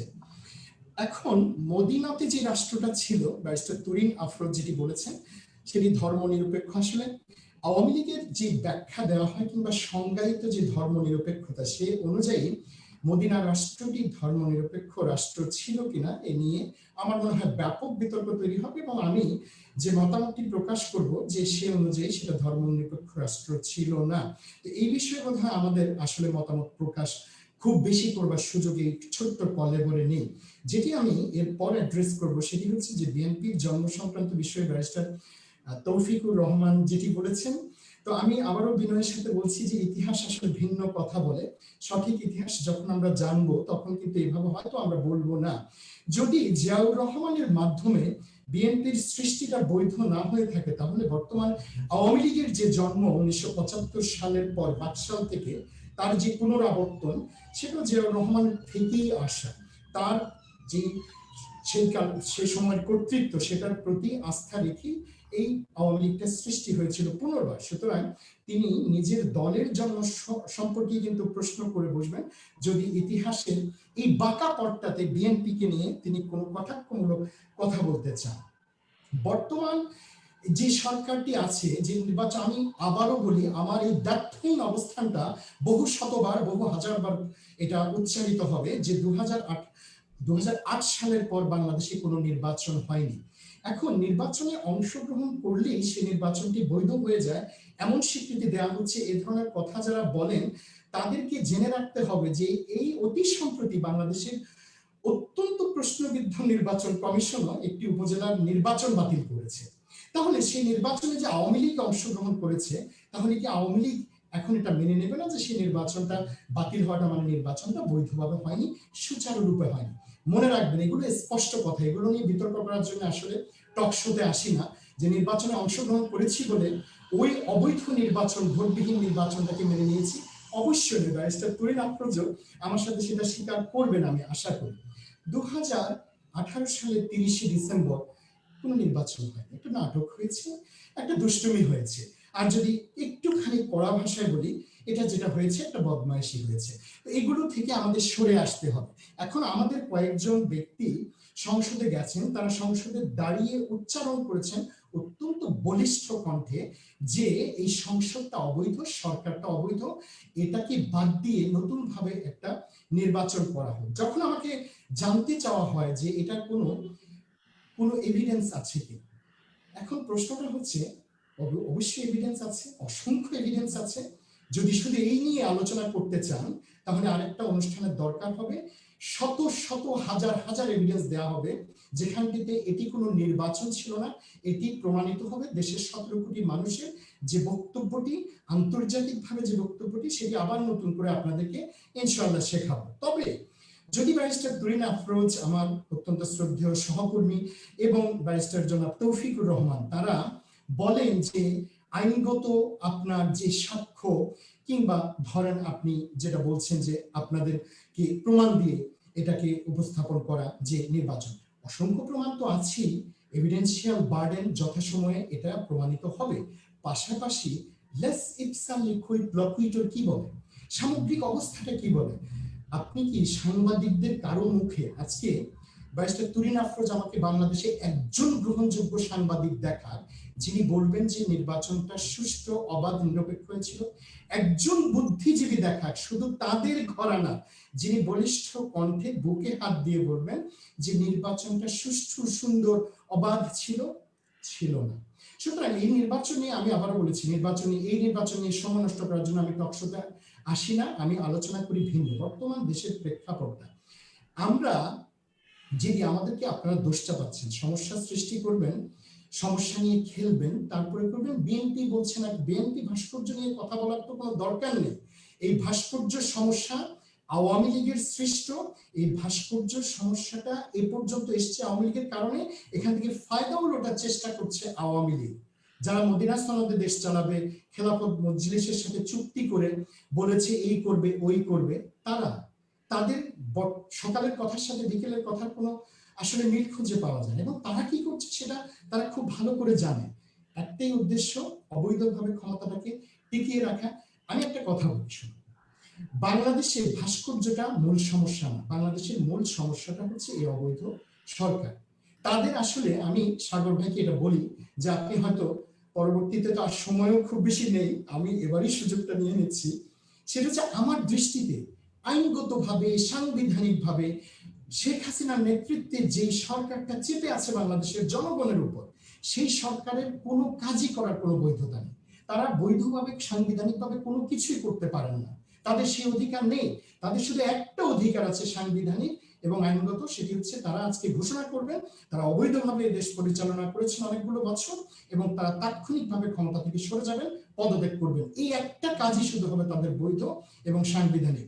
আর যা কিছু করে, বর্তমান আওয়ামী লীগ সরকার যদি ধর্মীয় উপাসনালয় তৈরি করে, সেটাও বৈধ হবে না, সেটাও অবৈধ, কারণ তাদের কোনো ম্যান্ডেট নেই। অনির্বাচিত, ভোটবিহীন একটা দুরাচার সরকার। আমি প্রথমেই বলেছি চরিত্রহীন সরকার। কেন আজকে এত ভাস্কর্য নির্মাণের প্রয়োজনীয়তা পড়ছে জানেন? আমি শেষ করি আসলে রোম সাম্রাজ্যের গল্প দিয়ে। আপনি জানেন সাগর ভাই, রোমান শাসকরা, রোম সম্রাটরা অধিকাংশের চরিত্রহীন ছিল। তো তাদের অনেকের ভেতরে তৃতীয় যে সম্রাট ছিল তার নাম ছিল ক্যালিগুলা, আর তার আগে ছিল টাইবেরাস। এই সম্রাট আপনার অত্যন্ত চরিত্রহীন একটা সম্রাট ছিল, এমনকি তার বিরুদ্ধে অভিযোগ আছে যে আপন বোনদের সাথে সে কিন্তু ইনসেস্ট করত, এবং সে যেখানে সেখানে একটা অনুষ্ঠান হচ্ছে সেখানে তার যদি কোনো সহকর্মীর স্ত্রীকে দেখতো সুন্দরী হতো, তাকে নিয়ে গিয়েও সে কিন্তু শারীরিকভাবে ভোগ করত। তো এই চরিত্রহীন সম্রাট তার নিজেকে টিকিয়ে রাখার জন্য এক পর্যায়ে যখন জনরোষ তৈরি হয়ে গেল, যখন তার বিরুদ্ধে ক্ষোভ প্রকাশিত হলো, তখন সে করলো কি, আপনার এটাকে তখন ট্রেজন ল, যেটা এখন রাষ্ট্রদ্রোহিতার মামলা। আপনি দেখবেন যে কথায় কথায় রাষ্ট্রদ্রোহিতার মামলা, মনে হচ্ছে যে দেশপ্রেমিক শুধু তারা, বাকিরা সবাই রাষ্ট্রদ্রোহিতার মামলায় ভুগতে হবে। তখন সে করলো কি, তার অর্থনীতিকে বাঁচিয়ে রাখার জন্য রাষ্ট্রদ্রোহিতার মামলা দেয়া শুরু করলো। এই সম্রাট তারপরে তার ইমেজ রক্ষার জন্য একের পর এক ভাস্কর্য আর মূর্তি বানাতে শুরু করলো। আপনারা ইতিহাস পড়েন, ইতিহাসে দেখেন, রোমান সাম্রাজ্যের ইতিহাস যখন পড়বেন, আমি কোথায় জানি আওয়ামী লীগ সরকারের এই জায়গাটাতে ক্যালিগুলার এই চরিত্রটার সাথে মিল খুঁজে পায়। ক্যালিগুলার মূর্তি বানাতে শুরু করলো, মানুষকে রাষ্ট্রদ্রোহিতার মামলায় ভোগাতে শুরু করলো, শুধুমাত্র তার নিজের ক্ষমতাটাকে টিকিয়ে রাখার জন্য। আপনি কি আওয়ামী লীগ সরকারের সাথে এটার কোনো অমিল খুঁজে পান? জি, আপনার কাছে এই প্রশ্ন আমি একই প্রশ্ন ব্যারিস্টার তুরিন আফরোজের কাছেও করছি যে আপনি কি খুঁজে পান কিনা। দ্বিতীয়ত হলো আহ, যে বঙ্গবন্ধুকে নিয়ে কিন্তু কখনোই কোনো মন্তব্য করেনি, এটা স্পষ্টভাবে কয়েকবার বলে গেছে এবং বিভিন্নভাবে প্রেস ব্রিফিংয়ে বলে গেছে। তারপরেও ব্যাপারটাকে নিয়ে যে রাজনীতিকরণ এবং বিভিন্ন দলে দলে বিভিন্ন রাজনৈতিক দলে যে অভিযোগ ছড়াছড়ির ব্যাপারটাকে আমরা কি আসলে সত্যিকার অর্থে কি একদম পুরো প্ল্যান্ড কিছু হচ্ছে কিনা, এই প্রশ্নটা আপনার কাছে আমি করছি ব্যারিস্টার তুরিন আফরোজ। আহ, ধন্যবাদ। আমি ব্যারিস্টার আবু সায়েমের কথা শুনছিলাম। আমি জাস্ট কুইকলি 3টা পয়েন্ট রেজ করতে চাই। 1 নাম্বার হচ্ছে যে আপনি বলেছেন যে আপনি বারবারই বলছেন নির্বাচন নিয়ে আলোচনা করবার জন্য এখানে আসেনি, কিন্তু নির্বাচন নিয়েই আপনার সমস্ত যুক্তি কিন্তু ওখানটাতে যেয়ে দাঁড়াচ্ছে যে যা কিছুই হচ্ছে তার মূলে হচ্ছে নির্বাচনটি অবৈধ, সবকিছু এটার। এবং তার জন্য আপনি যে যুক্তি খাড়া করেছেন সেটি হচ্ছে, আপনি বলছেন যে নির্বাচনটি আসলে গ্রহণযোগ্য নয় বিকজ আন্তর্জাতিক কেউ এটাকে মেনে নেয়নি। এখন আপনি ডেফিনেটলি লার্নেড কালিগ আমার, আপনি আইন জানেন, আমার চেয়েও বেশি জানেন। কিন্তু কথা হচ্ছে ইউনাইটেড নেশনস এর যে চার্টার আছে সেই চার্টার অনুযায়ী নির্বাচনটা কি আসলে আভ্যন্তরীণ বিষয় কোনো রাষ্ট্রের নাকি আন্তর্জাতিক? নির্বাচনের রিপোর্ট কার্ড কি আন্তর্জাতিক বিশ্ব দিবে নাকি আভ্যন্তরীণ বিশ্ব দিবে? It's a pure legal question. এটা আপনাকে বলতে হবে। আপনি কূটনৈতিক কথা বলতে পারেন, আমরা ওই দেশকে সাপোর্ট করি বা করি না, বা রাখবো কি রাখবো না, সেটা কিন্তু কমপ্লিটলি ডিফারেন্ট একটা ইস্যু। কিন্তু যে আপনার মেজর গ্রাউন্ড যে আন্তর্জাতিক বিশ্ব এখানটাতে একেবারেই সাপোর্ট করছে না, it is not even acceptable under international law, neither it is acceptable under national law. এটা তো হচ্ছে দেশের ভিতরের বিষয়। সুতরাং বাইরের দেশ আমাদেরকে রিপোর্ট কার্ড দিল কি দিল না এটা অন্য কথা। আমি কিন্তু শুধু যুক্তিটার উত্তর দিচ্ছি। এখন সেই ব্যাপারে আপনার ভিন্ন মত থাকতে পারে, কিন্তু আমার এটা হচ্ছে প্রথম পয়েন্ট। দ্বিতীয়, আপনি যেটি বলছেন 2008 সালের নির্বাচনকে আপনি বলেছেন এটা একটা দুষ্টুমি, এটা হচ্ছে একটা বদমাইশি। আহ এই দুষ্টুমি এবং বদমাইশি এই দুটোকে আপনি বলছেন নির্বাচন কে আসলে এই 2018। দুষ্টুমি আর এটা, হ্যাঁ আমি আমি বলছি দুষ্টুমি এবং বদমাইশি এটা যে করা হয়েছে সেটা বলবার জন্য আপনাদের দুজন সংসদ ভবনে পার্লামেন্টে ঢুকে আসন নিয়ে একটা সরকারি মানে সেখানটাতে দলে আহ থেকে প্রতিনিধিত্ব করে এই দুষ্টুমি আর বদমাইশি বলতে তারা গেছেন। আচ্ছা সায়েম ভাই, আপনি বলেন এই দুষ্টুমি আর বদমাইশি বলার জন্য কি রাজপথ থেকে বলা যেত না? এই অবৈধ সরকারের সিস্টেমের ভিতরে ঢুকে এই দুষ্টুমি আর বদমাইশি বলে লাভটা কি? আপনি বলেন। এটা কিন্তু রাজপথের আন্দোলনেও কিন্তু সমঝোতা করে, সমঝোতা না আমি বলছি, এই মানে সাংঘর্ষিক অবস্থানটিকে প্রকাশ করা যেত। এখন আমি ভেতরে ঢুকে এই দুষ্টুমি আর বদমাইশি থামাতেও পারলাম না, আবার দুষ্টুমি বদমাইশির ভেতর নিজেও আবার গেলাম। তো এই দুষ্টুমি বদমাইশি তো করার দিকে দুই দলই করে যাচ্ছে। আর তৃতীয় যে পয়েন্টে আপনি বলছেন যে সরকারের সমালোচনা করতে যে স্ট্যাচুর বিষয়ে আপনার অবস্থান, আপনি বলছেন যে আসলে আপনি রোমান সাম্রাজ্য থেকে উদাহরণ এনেছেন এবং সেখান থেকে বলেছেন যে চরিত্রহীন লোকজনই আসলে তাদের জন্য, তাদেরকে বৈধতা দেওয়ার জন্য চরিত্রহীন লোকদের স্ট্যাচু তারা বানায় বা বানানো হয়। আসলে বঙ্গবন্ধু তো নিজে তো আর নিজের স্ট্যাচু বানায়নি, একটা দল তাকে নিয়ে বানাচ্ছে। এখন আসলে চরিত্রহীন বঙ্গবন্ধুও হতে পারে আপনার যুক্তি অনুযায়ী, আবার চরিত্রহীন এই যারা বানাচ্ছে তারাও হতে পারে। আমার প্রশ্ন হচ্ছে যে আপনাদের দলের এই ধরনের কথাবার্তা বা এই ধরনের অবস্থান কিন্তু সায়েম ভাই আছে। যেমন আমি বলি যে আপনারা শিবিরের অনুষ্ঠানে যে প্রতিষ্ঠা বার্ষিকীতে যে সেখানটাতে বলা হয়েছে যে যে মুক্তিযুদ্ধে যারা গিয়েছেন তারা হচ্ছে হয় নারীদের সম্ভোগ করতে গেছে, না হলে ভারতের দালালি করতে গেছে। এখন কথা হচ্ছে যে এই ধরনের কথা যখন আপনারা বলেন এবং আপনাদের প্রতিষ্ঠাতা একজন মুক্তিযোদ্ধা, তাহলে উনি কি কারণে গেছেন? সম্ভোগ করতে গেছিলেন নাকি ভারতের দালালি করতে গেছিলেন? এটা কিন্তু প্রশ্ন থেকে যায়। আপনারা কিন্তু প্রতিবাদ করেননি, সেখানটাতে বসে এটাকে সমর্থন করেছেন। ঠিক একই রকম ভাবে আজকের ভাস্কর্যের যুক্তিতে যখন আপনি বলছেন চরিত্রহীন লোকরাই হচ্ছে ভাস্কর্য বানিয়ে নিজেদেরকে চিরস্থায়ী করতে চায় বা তাদের নেতাকে করতে চায়, তাহলে যে এই যে চট্টগ্রামে ভাস্কর্য রয়েছে জিয়াউর রহমান সাহেবের, তাহলে সেখানটাতে যে ভাস্কর্য, ওখানে মিউজিয়াম রয়েছে, সেটা ভাস্কর্য রয়েছে, তাহলে সেটা কি চরিত্রহীন কারা?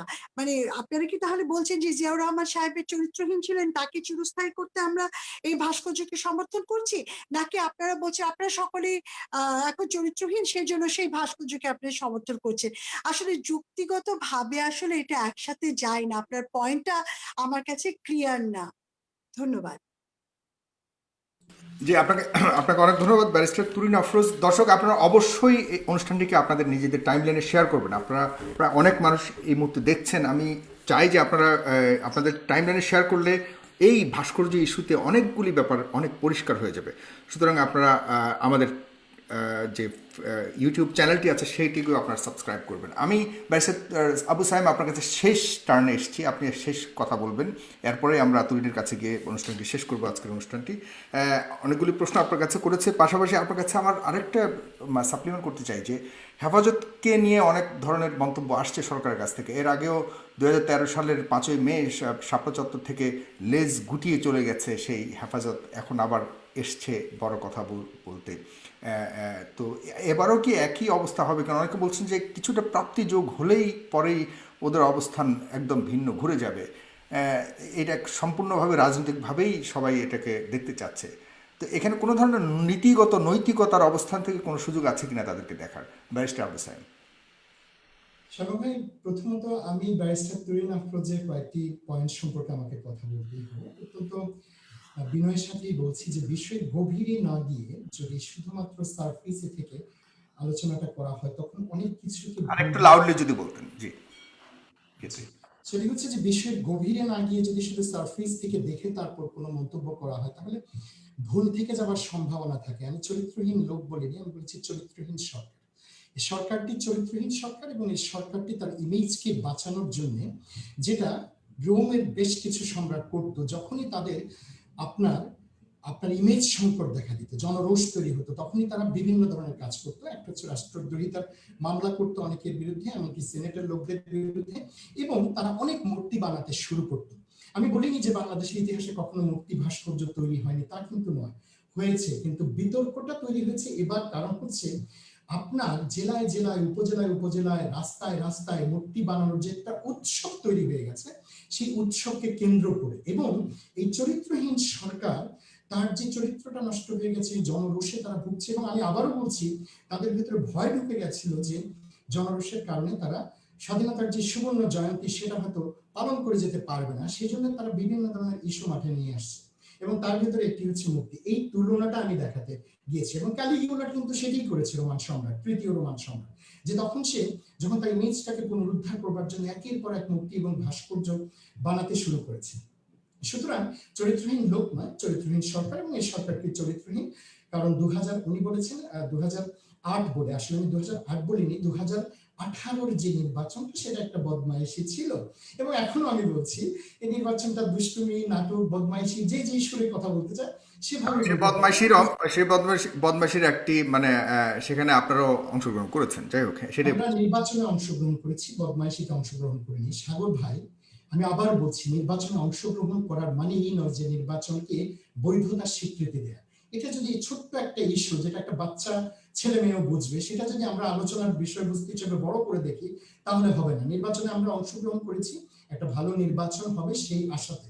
কিন্তু নির্বাচনটা কি হয়েছে, রাজনৈতিকভাবে আপনাদের অবস্থানটা কোথায়? পুরো 2020 আপনারা নীরবতায় কাটিয়েছেন, গা বাঁচিয়ে চলার একটা অবস্থা আমরা দেখি। তাহলে আজকে কি আপনি আশা করেন যে 2006 সালের 28 অক্টোবর যা হয়েছিল বাংলাদেশে তাই করবো আমরা?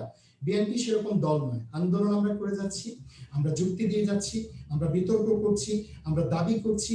এবং যে আন্দোলনটা করা উচিত, যেই পথে হাঁটা উচিত আমরা তাই হাঁটছি। আমরা ধ্বংস করছি না, ভাঙচুর করছি না, মারামারি করছি না। আমরা কিন্তু একটা যৌক্তিক অবস্থানে থেকে, এবং সেই অবস্থানে বাংলাদেশের 17 কোটি মানুষ আমাদের সাথে, সমস্ত বিবেকবান মানুষ আমাদের সাথে। ওনারা বলেন না মুক্তিযুদ্ধের চেতনা, যে মুক্তিযুদ্ধের মূল নেতৃত্ব কিন্তু অনেক মানুষ দিয়েছিল, এবং আমাদের যিনি প্রতিষ্ঠাতা দলের তিনি ছিলেন মহান স্বাধীনতার ঘোষক। সুতরাং এই জায়গার চেতনার কথাও যদি বলেন, সেখানে গণতান্ত্রিক ব্যবস্থাটা একটা বিষয় আসে। তবে আমি যেটি সবসময় বলি যে বিবেকের চেতনা কিন্তু অনেক বড়। বিবেককে প্রশ্ন করবেন যখন ব্যারিস্টার তরুণ আফরোজ, তখন কিন্তু তিনি কোনো অবস্থায় 2018 সালের নির্বাচনকে নিয়ে বড় কোনো আসলে উচ্চবাচ্য করতে পারবেন না। এখন আমরা সংসদের দেয়ালের ভেতরে গিয়েছি, এটা আমাদের দোষ হয়ে গেছে। আমরা হয়তো চেয়েছি যে আমরা বাইরেও কথা বলবো, ভেতরে গিয়েও বলে আসবো, ঘরের ভেতরে গিয়ে কানের কাছে গিয়ে ফিসফিস করে বড় গলায় বলে আসবো, আপনার কান ফাটিয়ে, কানের পর্দাটা ফাটিয়ে বলে আসবো সরকার অবৈধ, নির্বাচন ছিল অবৈধ, ভোটবিহীন নির্বাচন। প্রশ্নটা হচ্ছে, আপনি বলছেন আন্তর্জাতিক মহল থেকে স্বীকৃতি আপনার দরকার নেই, দেশীয় বিষয়। ব্যারিস্টার তরুণ আফরোজ, আপনি একজন ব্যারিস্টার, আমিও লেখাপড়া করেছি খুব কম, ঢাকা বিশ্ববিদ্যালয় আইনের ছাত্র ছিলাম, ফার্স্ট ক্লাস পেয়েছি। এখানেও ব্যারিস্টার যখন হয়েছি তখন বাংলাদেশিদের মধ্যে সর্বোচ্চ মার্কস নিয়ে আমি ব্যারিস্টার হয়েছি। কিছুটা আইন আমিও জানি। আইনের সংজ্ঞাকে যখন উপস্থাপন করেন কনভিনিয়েন্সের জন্য, তখন সেটা দুঃখজনক হয়ে যায় যখন আইনজীবীর কাছ থেকে সেটা শুনি। সেটা একজন লে পার্সন যখন করবেন সেটা অন্য বিষয়। খুব ভালো কথা, আন্তর্জাতিক মহলের স্বীকৃতির কোনো দরকার নেই। বিদেশি পর্যবেক্ষকের জন্য তো জান দিয়ে ফেলছিলেন, তাহলে বিদেশি পর্যবেক্ষক কেন আপনারা নির্বাচনে আনতে চেয়েছিলেন, আনার উদ্যোগ নিয়েছিলেন কেন? সমস্ত বিদেশি পর্যবেক্ষকরা আপনাদেরকে কিন্তু রিজেক্ট করেছে। এমনই একটা নির্বাচনের আয়োজন করেছেন আপনারা একের পর এক, বিদেশি পর্যবেক্ষকরা পর্যন্ত সেটা আশা করে না। স্বীকৃতির জন্য এখানে সেখানে প্রতিবেশীদের কাছে ধর্ণা দিয়ে পাগল হয়ে গেছে। কত হাজার উদাহরণ দেব, উদাহরণ দিয়ে শেষ করা যাবে না। আমি আবার আমার অবস্থান ব্যাখ্যা করি। 2014-18 নির্বাচন নিয়ে কথা বলার জন্য আমি টকশোতে আসি, কিন্তু আমি সামগ্রিক কথাগুলো এটাকে কেন্দ্র করে থাকবে। আমি বলেছি সেটা বৈধ কি অবৈধ প্রমাণ করার জন্য আমি আমার সময় নষ্ট করবো না, এটা অবৈধ ধরে নিয়ে কথা বলতে হবে আমার সাথে। আমার সাথে যদি কেউ নির্বাচন বৈধ হয়েছে 2018 যুদ্ধ এগুলো নিয়ে কথা বলতে আসে, আমার দরকার নেই টকশো করবে। বাংলাদেশের 17 কোটি মানুষের, আপনার বিবেক, 17 কোটি মানুষের যে স্পন্দন, হৃদয়ের যে চাহিদা, সেটার দিকে কখনো লক্ষ্য করেছেন? একটা তত্ত্বাবধায়ক সরকারকে বাতিল করে দিয়েছেন শুধু একজন মাত্র ব্যক্তির ইশারায় 2011 সালে। কেন করেছেন? আপনাদের সমস্ত আইনজীবী, সমস্ত বুদ্ধিজীবী, সাংবাদিক, ডাক্তার সবাই তো চেয়েছিল তত্ত্বাবধায়ক সরকার। কোর্টের ঘাড়ের উপরে বন্দুক রেখে তারপরে বাতিল করে দিলেন। যে সিদ্ধান্তটা বিতর্কিত সিদ্ধান্ত, সেই সিদ্ধান্তটা তো দুবার অন্তত তত্ত্বাবধায়ক সরকার রাখার কথা ছিল, কেন করেননি? কত আর ঢাকবেন? আপনি ঢাকলেই কি হবে? আমি গ্রহণ করে নেব? অসম্ভব ঘটনা। সুতরাং আমি আমার বক্তব্যটা শেষ করি এভাবে, এই চরিত্রহীন সরকারের কোনোই অধিকার নেই কোনো বিষয়ে বাংলাদেশের কোনো কাজে হস্তক্ষেপ করার।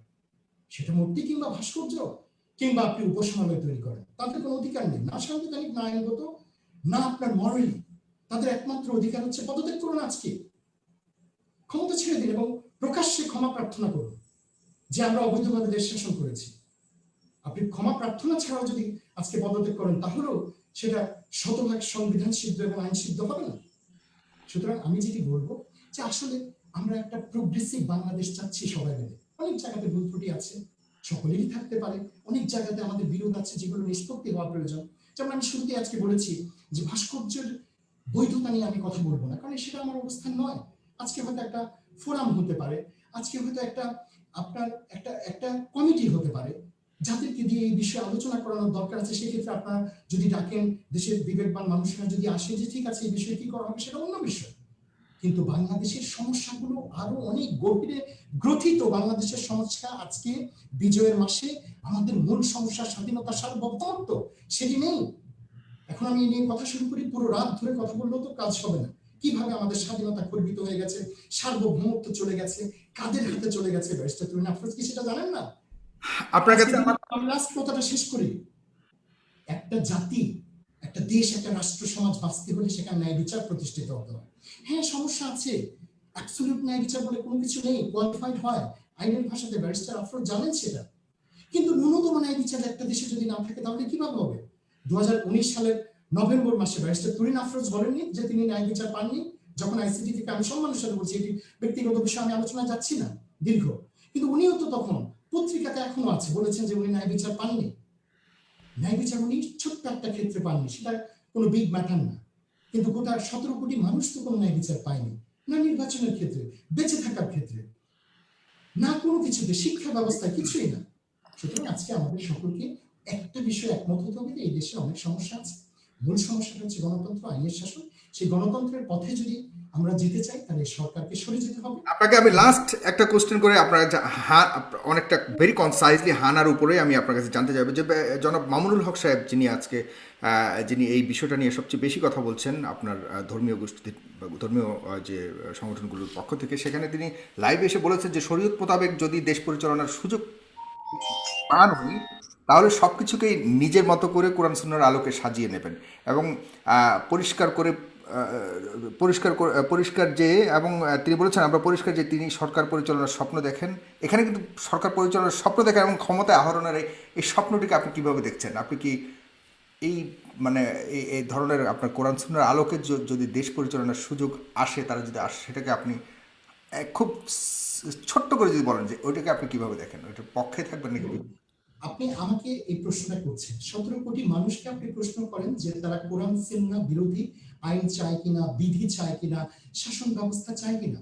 কিন্তু বাংলাদেশে একটা সংবিধান আছে। আমি একজন ব্যারিস্টার তুরিন আফরোজ, তিনি একজন আইনজীবী। আমরা তো একই লাইনে চলছি। এই সংবিধানকে না মানার কোনো প্রশ্ন কেউ আনবে না। এমনকি হুজুররাও কিন্তু বলেনি, আলেম সমাজ বলেনি সংবিধান মানবে না। সংবিধানের কাঠামোর ভেতরেই তো আপনি কিন্তু বাস্তবায়ন করতে পারবেন যেগুলো মানুষের চাহিদা। সেটা আজকে মামুনুল হক দেশ পরিচালনার দায়িত্বের স্বপ্ন দেখেন, সেই স্বপ্নটা তো দোষের কোনো কিছু না। আমাদেরকে যদি আপনি জিজ্ঞেস করেন, একটা ছোট্ট শিশুকে যদি আপনি জিজ্ঞেস করেন যে কোনো মানুষ, বাংলাদেশের 17 কোটি মানুষের প্রত্যেকের অধিকার আছে স্বপ্ন দেখার, প্রত্যেকের অধিকার আছে রাষ্ট্র পরিচালনায় অংশগ্রহণ করবার।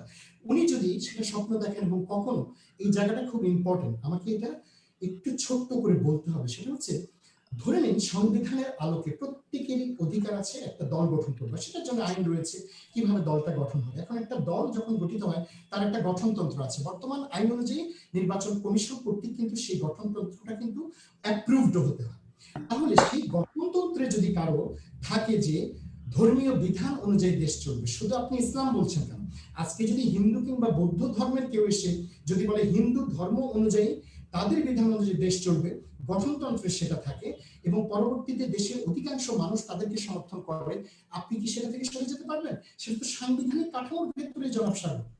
যে আইনে কি বলে, মানে এই ধরনের কোনো রেফারেন্ডাম সিস্টেম কি করা যায় কিনা এই গণতান্ত্রিক সরকারের এই ইয়েতে রেজিমের মধ্যে, যে বিষয়টি নিয়ে বা বিষয়টি নিয়ে 17 কোটি মানুষের মধ্যে আসলে মানে মেজরিটি কি চায়, এই ধরনের ব্যবস্থা কি? এই আলোচনাটা, এটা খুব জটিল একটা আলোচনা। আমি একেবারে আপনাকে এটা ব্যারিস্টার তুরিন আফরোজ স্বীকার করবেন যে এই আলোচনাটা আপনার এক কথার একটা প্রশ্ন এবং এক কথায় উত্তর দিয়ে দেয়া অনেক ধরনের ভুল বোঝাবুঝির সৃষ্টি হবে।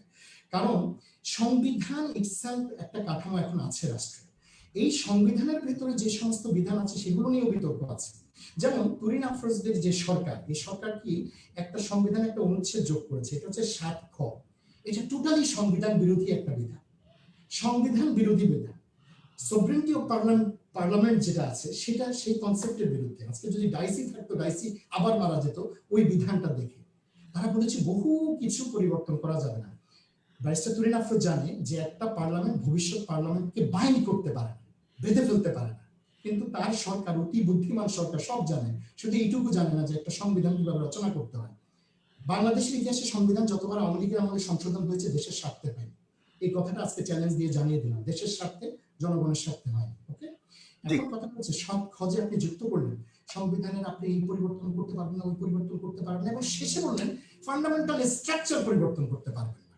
ফান্ডামেন্টাল স্ট্রাকচারের সঙ্গে জানেন আজকে সারা রাত ধরে এই নিয়ে লেখাপড়া করতে হবে। সংবিধান যারা লেখাপড়া করে তারা জানে ফান্ডামেন্টাল স্ট্রাকচার বলতে কি বোঝায়। স্থান কাল পাত্রভেদে রাষ্ট্রভেদে মানুষের চাহিদা অনুযায়ী ফান্ডামেন্টাল বেসিক স্ট্রাকচারটি কি, তাহলে আপনি কিছুই পরিবর্তন করতে পারবেন না। এই ধরনের কোন অনুচ্ছেদ সংবিধান সম্মত হয় কিনা জিজ্ঞেস করেন তো ব্যারিস্টার তুরিন আফরোজকে, কিন্তু সেটাও বাংলাদেশের সংবিধানে আছে। এখন প্রশ্নটা হচ্ছে যে আইনি বিষয়টা কি। রেফারেন্ডাম একটা সুযোগ ছিল যে বেসিক স্ট্রাকচার, মৌলিক নীতি পরিবর্তন হলে রেফারেন্ডাম দেবার ব্যবস্থা, তারাই তো বাতিল করে দিয়েছেন। জিজ্ঞেস করেন তাকে 142 অনুচ্ছেদ দেখেন না, দেখার পর বলেন যে কি করেছেন এই দেশটাকে। একের পর এক সংবিধান সংশোধন করেছেন শুধুমাত্র লুট করবার জন্য, শুধুমাত্র ক্ষমতা চিরস্থায়ী করবার জন্য, দেশের মানুষের জন্য করেননি। তারপরে বড় গলায় বলছেন 18 সালের নির্বাচন বৈধ হয়েছে, আওয়ামী লীগকে সারা কারণ বাংলাদেশ। আমাদের দেশটা আসলে 17 কোটি মানুষের মতামতের ভিত্তিতে নয়, এটা অনেকটাই সংবিধানের ভিত্তিতে এই চলছে। মুহূর্তে চলছে একটি অবৈধ সরকারের ইচ্ছের উপরে, সংবিধান অনুযায়ী আমি চলছে না। সেটা বলবো না, তার সংবিধানটাকে আপনারাও ফলো করেছেন, সংবিধান অনুযায়ী চলছে। আমার কাছে মনে হচ্ছে সংবিধান তাহলে এখানে সংবিধান এবং 17 কোটি মানুষের মতামতের মধ্যে একটা বিশাল ফারাক রয়ে গেছে। আপনাকে অনেক ধন্যবাদ ব্যারিস্টার। এটা শেষ করতে হবে। শুনুন, কথাগুলো এত সহজে হ্যাঁ নাতে বলা যায় না। আমি বলেছি সংবিধান অনুযায়ী চলছে, কি চলছে? সারা দেশ কি সংবিধানের বাইরে চলছে? এটা যদি আমি বলি তাহলে আমি কি বেওকুফ? তা তো না। সংবিধানের কাঠামোর ভেতরে আছে অনেক কিছু আবার নেই। কিন্তু যে সরকারটা দেশটা চালাচ্ছে আইনও মানছে না, সংবিধানও মানছে না। আমি তো বলেছি কত উদাহরণ আছে। 300 জন পার্লামেন্ট মেম্বারকে 17 কোটি মানুষ মনোনীত করেছে, সংবিধান সেই সংবিধানটা এবং তৈরি করেছে 300 জন মানুষ, সেই সংবিধানকে ফলো করেই দেশটা পরিচালনা করেছে। সুতরাং 17 কোটি সর্বশেষ মানুষের দেখেন, মতামতের ভিত্তিতেই দেশ যখন পরিচালিত হচ্ছে, যখন এটাই আপনার। সংবিধানের কথা বলবেন, তাদেরকে সংবিধানের কথা বলবেন, আইনের কথা বলবেন, ভালো কিছু বলবেন, তখন তারা আপনাকে ঘাড় মটকে দেবার ভয় দেখাবে।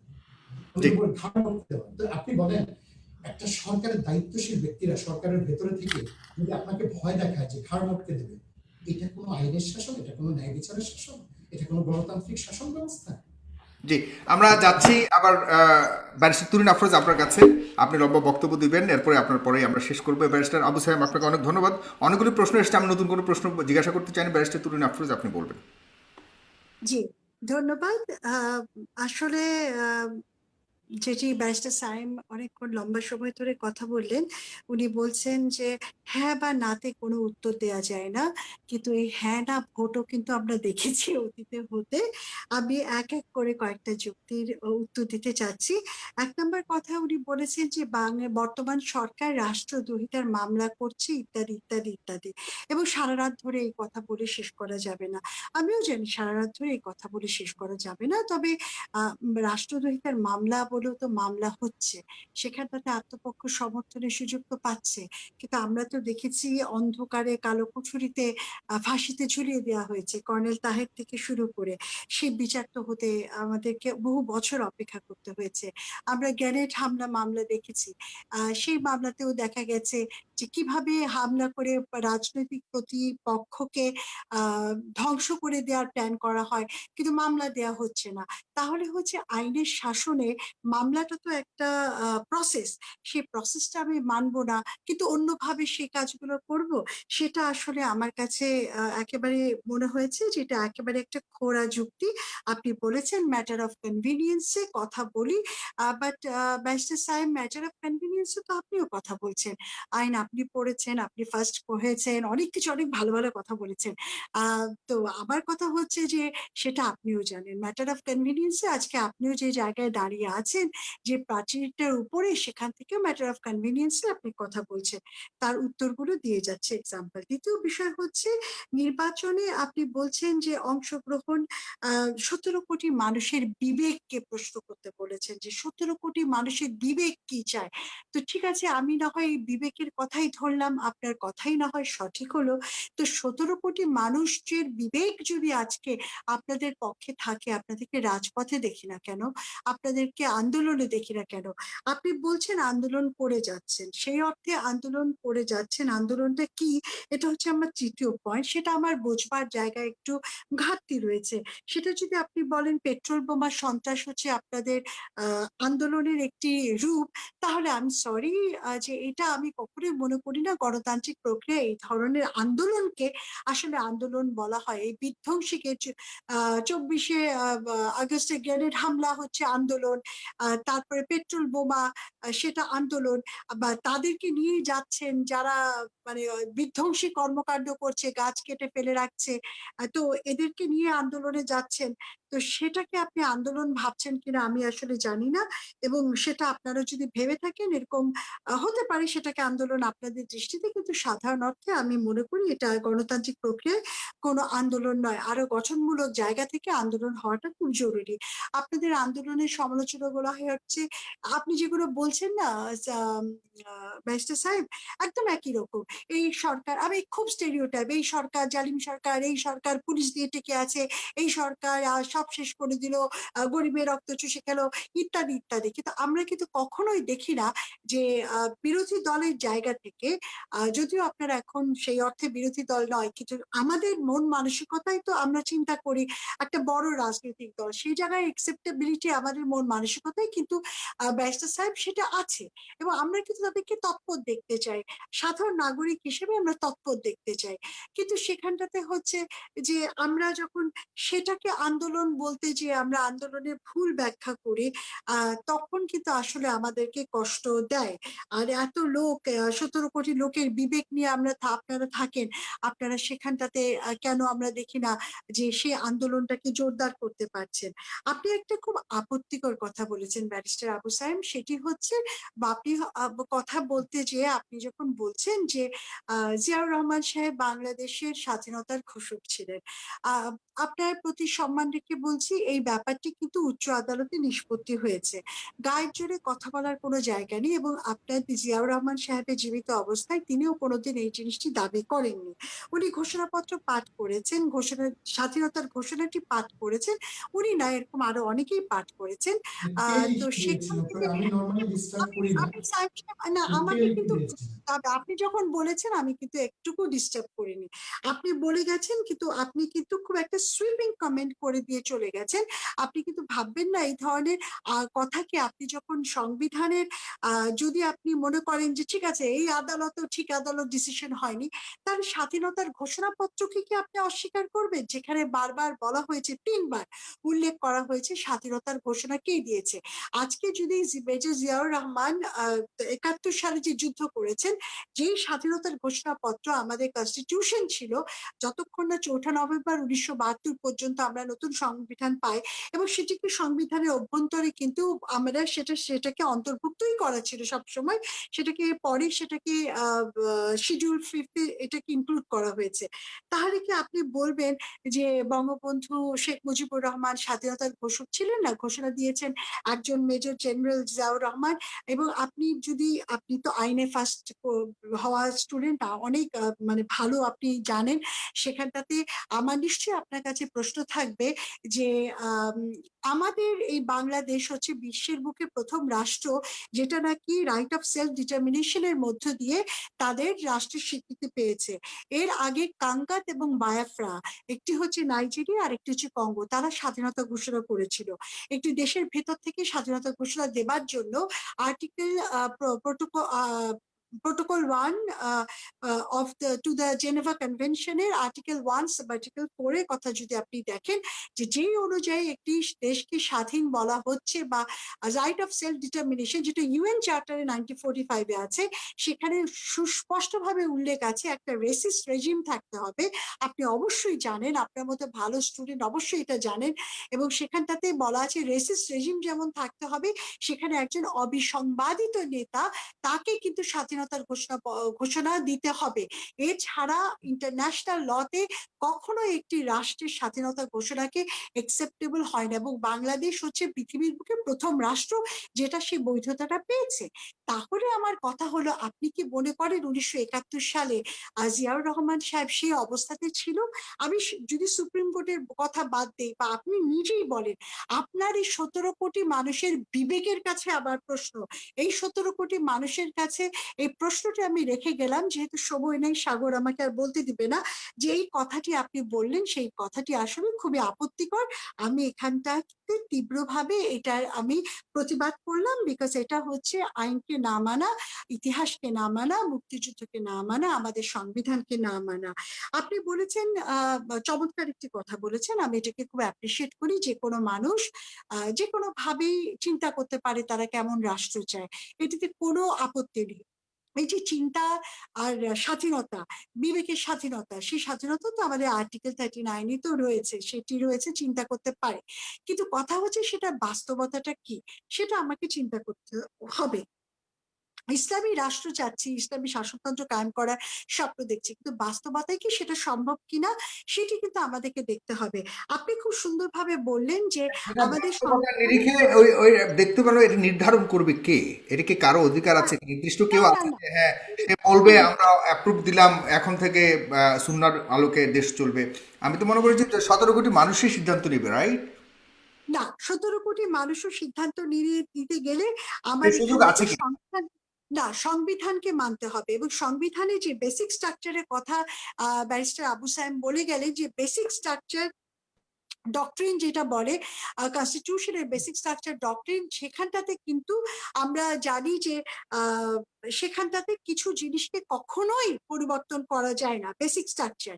এখন আমি যদি আমাদের সংবিধানের প্রস্তাবনাটা দেখি, যেটি সায়েম সাহেব অবশ্যই একজন ভালো স্টুডেন্ট হিসেবে খুব ভালো করেই জানেন, তিনি হচ্ছেন নিশ্চয়ই স্বীকার করবেন যে আমাদের সংবিধানের মূল স্তম্ভ প্রস্তাবনায় বলা আছে ধর্মনিরপেক্ষতা।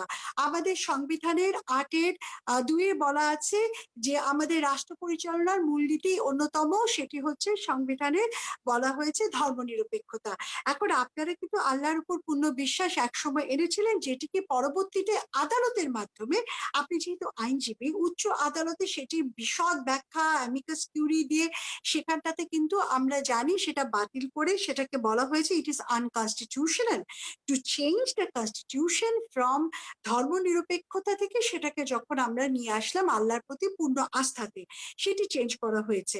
সুতরাং সেখানটাতে আপনার বক্তব্য যদি আপনি মনে করেন যে এটা সংবিধানকে ফেলে দিলেও কোনো আপত্তি নেই, তাহলে তো আমার ইন্ডিয়ান কনস্টিটিউশনে আমি দেখতে পাচ্ছি আর্টিকেল 360, এটা একই রকম ভাবে বেসিক স্ট্রাকচার গুলোকে, এবং গোলকনাথ কেস, কেশবানন্দ কেস, অনেক হাজার হাজার কেস যেগুলো আপনি ভালো স্টুডেন্ট হিসেবে পড়েছেন, সেগুলো জানেন আপনি, সেখানে কিন্তু বেসিক স্ট্রাকচারের কথা বলা হয়েছে। এখন আসছি আমি 7-এর খতে, আপনি যেটি বলছেন 7-এর খটা নিয়ে আপনার আপত্তি। আপনি বলছেন যে 7-এর খ হচ্ছে কিছুতেই এটাকে একসেপ্টেবল হয় না, পার্লামেন্টের ক্ষমতাকে খর্ব করার জায়গা হয় না। পার্লামেন্টের কি আনফেটেড রাইট আছে, এটাকে আপনি বলতে পারবেন? আমাদের সংবিধানের উপরে কি পার্লামেন্টের অবস্থান? কারণ সংবিধানের যে প্রাধান্যতা, কনস্টিটিউশনাল সুপ্রিমেসি, সেটা কিন্তু আমাদের সংবিধানের প্রস্তাবনার 3য় আপনাকে অনেক প্যারাগ্রাফে। ধন্যবাদ ব্যারিস্টার তুমিন আফরোজ, আমরা শেষ করতে হবে। জি। হ্যাঁ, আমি শেষ করে দিচ্ছি, এটাই আমার লাস্ট পয়েন্ট, যে তাহলে হচ্ছে সংবিধানের প্রাধান্যতাই যদি আমাকে মানতে হয়, তাহলে সেখানটাতে সেখানে সংবিধানের উপরে আপনি পার্লামেন্টকে নিয়ে গেলেন। এটা আপনি কোন জুরিসপ্রুডেন্সে করছেন যে সংবিধান হচ্ছে নিচে এবং পার্লামেন্ট যা ইচ্ছা তাই বানাতে পারে? আপনি কি আপনি British barrister, British parliament, British constitution পড়েছেন, যে British parliament is supreme, they can make or unmake any law except for making a man a woman a man, এই ধরনের কনসেপ্ট যেগুলো বলছেন, এই কনস্টিটিউশন থেকে আমাদের সংবিধানের সাথে একটু প্যারালাল ভাবে একটু দেখেন তো। আপনার হাতে বাংলাদেশের সংবিধান নিয়ে আপনি প্রস্তাবনার কথাটা নিয়ে একটু দেখেন যে সেই সংবিধানের সাংবিধানিক প্রাধান্যর কথা বলা হয়েছে কিনা। আর যদি সাংবিধানিক প্রাধান্যের কথা বলা হয়, তাহলে কোনো পার্লামেন্টই বাংলাদেশে একেবারে আনফেটেড রাইট নিয়ে থাকে না, না বিচার ব্যবস্থা থাকে, না এক্সিকিউটিভ, সবাইকে সংবিধান মেনে নিতে হয়। এবং আপনি এবং আমি দুজনেই কিন্তু আইনজীবী হিসেবে যখন শপথ গ্রহণ করেছি, তখন এই সংবিধানের উপর হাত রেখে আমরা কিন্তু সনদটা গ্রহণ করেছি। আমি আশা রাখবো আপনি তার প্রতি শ্রদ্ধাশীল থাকবেন। ধন্যবাদ সবাই। ধন্যবাদ দর্শক আপনাদের সবাইকে। ব্যারিস্টার আবু সাহেব, আপনার কোনো কিছু বলা থাকলে জাস্ট 5 সেকেন্ডে বলতে পারেন। জি। প্রথমত হচ্ছে যে আলোচনা যেহেতু আসলে অনেক বড় সময় নিয়ে, আমরা হয়তো আরেকদিন সুন্দর আরেকটা আলোচনা করবো, যেহেতু আইনগত সংবিধানগত বিষয়গুলো এসেছে, যেগুলো নিয়ে আমি উৎসাহ। প্রথমত আমার একেবারে তীব্র দ্বিমত আছে পার্লামেন্ট এবং কনস্টিটিউশনের মধ্যে। আর একটু লাউডলি যদি বলেন কাছ থেকে। জি। পার্লামেন্ট এবং কনস্টিটিউশনের মধ্যে পার্লামেন্টই উপরে থাকবে, বিষয়ে কোনো সন্দেহ নেই। এটা আমরা আরো গভীরভাবে যদি লেখাপড়া করি এবং আরো যদি তথ্যপাত্র দিই, তাহলে সেটা আশা করি যে আমরা একটা কমন জায়গায় আসতে পারবো। কারণ হচ্ছে পার্লামেন্টই কিন্তু এই সংবিধান থেকে কাটাছেঁড়া করে, সংবিধান পার্লামেন্টকে কাটাছেঁড়া করে না। স্বাধীনতার ঘোষক সংক্রান্ত বিষয়ে যে প্রত্যেকটা রেফারেন্স দিয়েছে, প্রত্যেকটা নিয়ে আমার কথা বলার সুযোগ আছে। একটা বিষয় শুধু আসলে আমার ছেড়ে কাছে দিচ্ছি, যেহেতু এটা নিয়ে তুহিন আফরোজের বলার সুযোগ নেই, সেটা হচ্ছে যে আসলে উনি স্বাধীনতার ঘোষণার পাঠ করেছেন, তো এই পাঠটা কে লিখে দিয়েছে যে উনি পাঠ করেছেন? আসলে এটা নিয়ে অনেক কেটালোনিয়ার স্বাধীনতা ঘোষণা থেকে সাম্প্রতিক একেবারে পেছনে বহু দূর যেতে পারি, ভবিষ্যতে একদিন যাবো ইনশাল্লাহ। আশা করি আপনাদের কি একটা চমৎকার রাজনৈতিক বিতর্ক দল ভবিষ্যতে হিসেবে আমরা করতে এটিকে পারবো। চ্যালেঞ্জ করবার বা এটিকে বাংলাদেশের স্বাধীনতার ঘোষক করার চেষ্টা শহীদ করবেন? প্রেসিডেন্ট জিয়াউর রহমান এই বিষয় নিয়ে বিতর্ক করাটা আসলে অমূলক এবং এটা উদ্দেশ্যমূলক, এটা দরকার নেই, এটা মেনে নিয়েই সামনে এগোতে হবে। ধন্যবাদ। জি, দর্শক আপনাদের সবাইকে অশেষ ধন্যবাদ আজকের এই অনুষ্ঠান দেখার জন্য। দীর্ঘক্ষণ অনুষ্ঠানটি হলো এবং অতিথি যারা এসেছেন সবাইকে আমি অনেক অনেক কৃতজ্ঞতা জানাচ্ছি। আপনাদের দীর্ঘ সময় আমার সাথে আপনারা স্পেন্ড করেছেন এবং পরবর্তীকালে আপনাদেরকে আবারও পাবো এই আশায় ব্যক্ত করে আজকের এই অনুষ্ঠান এখানে শেষ করছি। দর্শক অবশ্যই আমাদের ইউটিউব চ্যানেলটিকে আপনারা সাবস্ক্রাইব করবেন এবং আমাদের যে পেজ আছে ফেসবুক, সেখানে লাইক দিয়ে আমাদের পরবর্তী অনুষ্ঠানগুলো দেখার আমন্ত্রণ জানিয়ে আজকের এই অনুষ্ঠান শেষ করছি। ধন্যবাদ সবাই, ভালো থাকবেন, সুস্থ থাকবেন, খুদা হাফিজ।